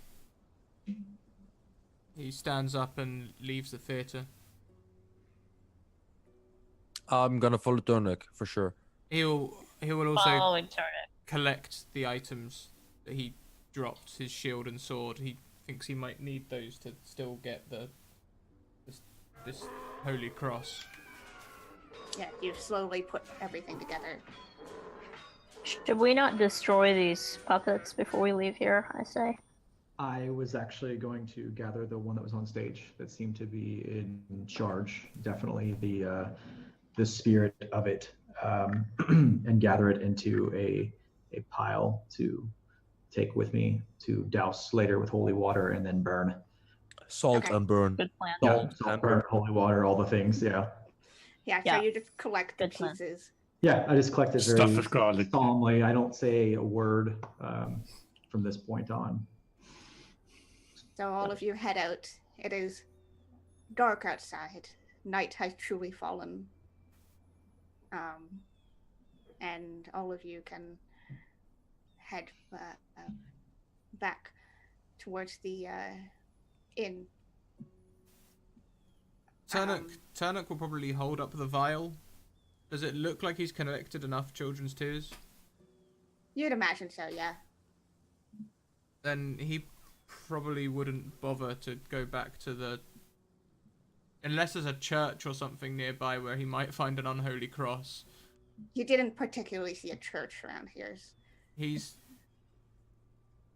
probably gonna nod to the guys and there's no time. Enjoy your ale. And he's gonna turn to leave. Go for it, Jeremy. Turnuk, remember what I said. If necessary, do not hesitate. It is better to free the soul than to allow it to exist in the state that's in. And with that, he nods and turns into the bar. Turnuk So- will nod and... Yeah, so Boris is already in there. Jaromir, you head in.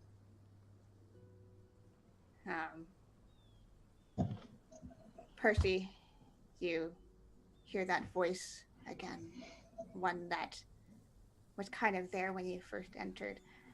And it just said, "Very good.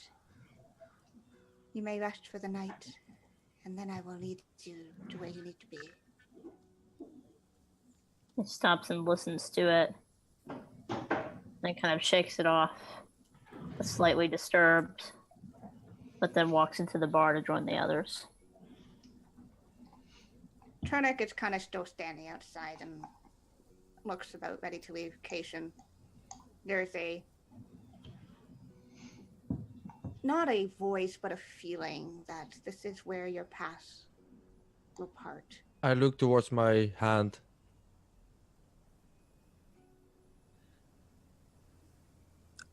My friend, I think this is where our paths leave off. If you've ever in need of me, just call out and I will try to find my way to you. But for now, I think this is where we leave, and I just walk off. As before you walk off, Turnuk will just touch your shoulder in like the most he can manage at the moment in ways of thank you and everything else. And while I walk off, you'll see me like in a little bit of a happy step and a jump in between, as the first time you saw me, you know, with my arms over my quarterstaff, just a little happily moving into the shadows. And as the rest of you duck into the inn to gratitude, children safe, Turnuk turns and walks as the mists roll in and take him away. And that, dear friends, dear adventurers, dear spectators, is where we leave off our adventures today. We live! Yay! Yay! Brilliant. Everybody lives. So much for sleeping tonight. Right. Oh my god. Scott, I hand over the reins to you, my friend. I thank you. I think thank you, Kiana. Thank you. It's a very strange pleasure.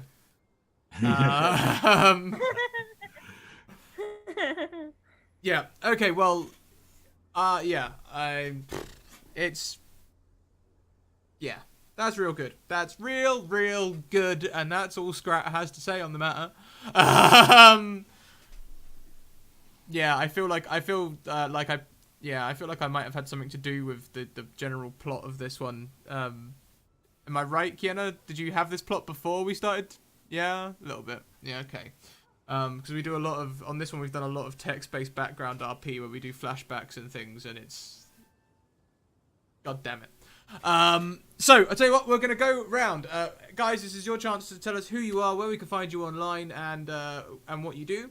And also, we'd like to know what your favourite moment was in the one shot. And you know, any that pretty much. So we'll go this time. Now we've got a sort of clock face. We'll go clockwise. So we'll start with second rate DMs. Hey, like I said earlier, my name is Scott, and I'm with Second Rate DMs, and you can find us at YouTube/SRD Second Rate DMs. And what we do is we are a fairly new channel. We've been around a little over a month now, and we focus on GM tips with the 8 of us. So there's 8 different GMs, and so we all have a varying degree of experience with games and number of years in gaming. We've done tabletop and LARPs and conventions and stores and everything. We do that. We do some game reviews. We do some interviews with folks. Actually, we're going to be interviewing Kiana here. I think it's at the end of the month is when we've got you slated for. Yeah. So just kind of get her viewpoint on this crazy thing that we call, online streaming gaming. And Straticus, I'd like to get you on there someday too. So, but that's what we do. As far as what I really enjoyed this session, I enjoyed the darker side of Kiana the last time that I played, and some of the videos that I'd watched, just much more bubbly. And things tend to be a little freer and a little funnier, but this definitely had a good, dark, serious tone. And I think a lot of times today, that gets missed in games. I think people look for that lighter tone, and sometimes you have to bring it back, and to bring in that emotion, you have to go dark, at least in some capacity, to touch people. I felt genuinely angered, and I could tell that Straticus as well had some feeling behind his character, and that's rare to pull from somebody. So Kiana, I absolutely thank you very much. Yeah. Seconded. So I am actually next around the clock. I won't do my whole thing, but I'll just say my favourite moment was when Jaromir handed Turnuk the silver dagger, and Turnuk had to try and process for the first time that, hey, you might be, yeah. And that's coming up. That's gonna be a good point to have. A whole thing. Yep. So next around the clock we have Fiona Murphy. Oh hi. Hi. So my name is Fiona Murphy. I am not yet involved with as many impressive things as some of these other people are, but I have been happy to be a part of the D&D community on Twitter and online for the past couple of years, and I've been playing D&D since Advanced Second Edition. I started when I was 6 years old, so that was a long time ago. Oh. My first DM was my uncle, and he played AD&D Second Edition when he was a kid, and then he started to play it with me. So on Twitter, you could find me at Fiona_Murphy, MURPHEY. I DM several games. None of them are online, but I'm interested in getting more online with playing more online games with people like Scrat and others. I also write lore materials for my own D&D universe called The Wild Ones. That is where this character came from and some of his backstory. And yeah, I'm just excited to hang out with all you guys finally. Fantastic. Thank you so much. And You're welcome. next around the clock we have Ozzy. Yeah, hello.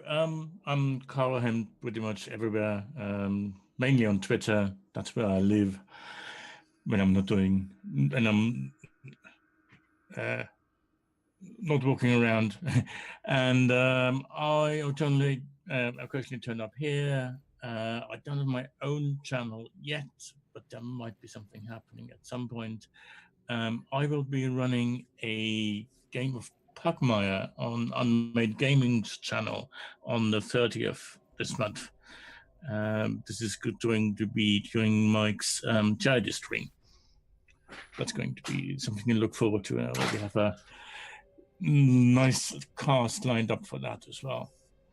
And then, yeah, follow me on Twitter, and that's where you find out what I'm up to. And my favorite moment was the revelation that it wasn't a kid in a coma. It was made of wood. So that was the first moment in this story. Yeah, that was a real creepy twist, Kiana. That was, yeah. And last, well, I suppose Kiana's technically last, but last of the players and not least of the players, Keishan, who played Keishan. Yes, I did. So hey, I'm Keishan. I'm actually part of a community called Fumbles and Fame, and we are a open community to players and DMs alike who are interested in joining a game or starting a game. And we started streaming these games a while ago. So we have games going on at least twice a week. Um, Also, we have streams doing Dungeons and Dragons Online every Tuesday. So if you're ever interested in joining a game or starting one, just hang out on with us on Discord. I'll post a link in there as well. You can find the links on Twitch as well, and we have a nice Twitter as well. And the best moment, I think, especially because last week I was kind of lighthearted as a character. This week, the impact of the story was a bit higher, especially because of the stuff that was happening. So I think the entire environment of the story was really good today. So yeah, I think that's the biggest part of it that I really enjoyed. Just paying my respect and my duty and my what I promised towards Turnuk is of course something I really like. And of course, thank you for having me again. And if you ever have another spot for me, I'll be welcome to join. Thank you so much, and thank you, Keishan from Turnuk too, who appreciates it. So Kiana. Go on, take the stage. It's all yours. That was amazing. So first off, thank you so much to all the players for being so wonderful and going along with the fairly dark material. I knew I was kind of going to be getting into some rough territories today, you know, with emotions and really digging into, you know, things that are uncomfortable subjects. So I'm glad you guys enjoyed it, and that I got to get the creep factor up there, Definitely. which was important to me today. I practiced creepy children's voices all morning, so as long as that got across, I'm happy. Favorite moments? That's really hard. I think I liked how everyone reacted to Pitero, um, and how they reacted to, you know, what he could do with the, you know, he's called the Unloved for a reason. So it's very no, it was kind of really fun to see how you guys interacted with everything and how you worked with everything and managed to save all the children and live. So that's a rare triumphant story in the dark lands of Ravenloft. Yeah, but where you guys can find me, I'm over on Twitter at Kenna S. That's kind of where I spend most of my time. It's where you can find where I'm at any given point because I'm all over the internet. On Sundays, I'm on a podcast called Ladies Lane Dragons, which releases new episodes at 9 p.m. Eastern. It's me, two cool ladies, doing a tabletop discussion about all things, you know, D&D or whatever else. On Mondays, I'm over on Encounter Roleplay, playing Call of Cthulhu. On Tuesdays, I'm over on WebDM playing D&D. Next Sunday, I'm going to be, if you like the creep stuff that I do here, I'm actually going to be running my first Call of Cthulhu session as a keeper next week for a woman in tabletop gaming event. So that's super cool. So check it out over on twitch.tv/the RPG Lab. So that's super fun. I really want to push this super cool thing, the premiere of a brand new Pulp Cthulhu show on Saturday called Project Kronos, which I'm part of. I'm so excited for that. So that's over on twitch.tv/grimjack2152. And I mean, you guys can find me every Wednesday here DMing One Shot Wonders, which is very close to my heart because I love doing games for the community. I love being able to just tell stories with all sorts of cool people. So I am so excited to see what the rest of this month has. And then July, we have the Feywild. And August, we just recently announced has Dark Sun. So if you want in on those games, make sure to let Scrat and I know, and we'll schedule you in because I would love to play with any of you guys or anyone in chat, anyone who's watching this would love to play with you guys. So yeah, super exciting.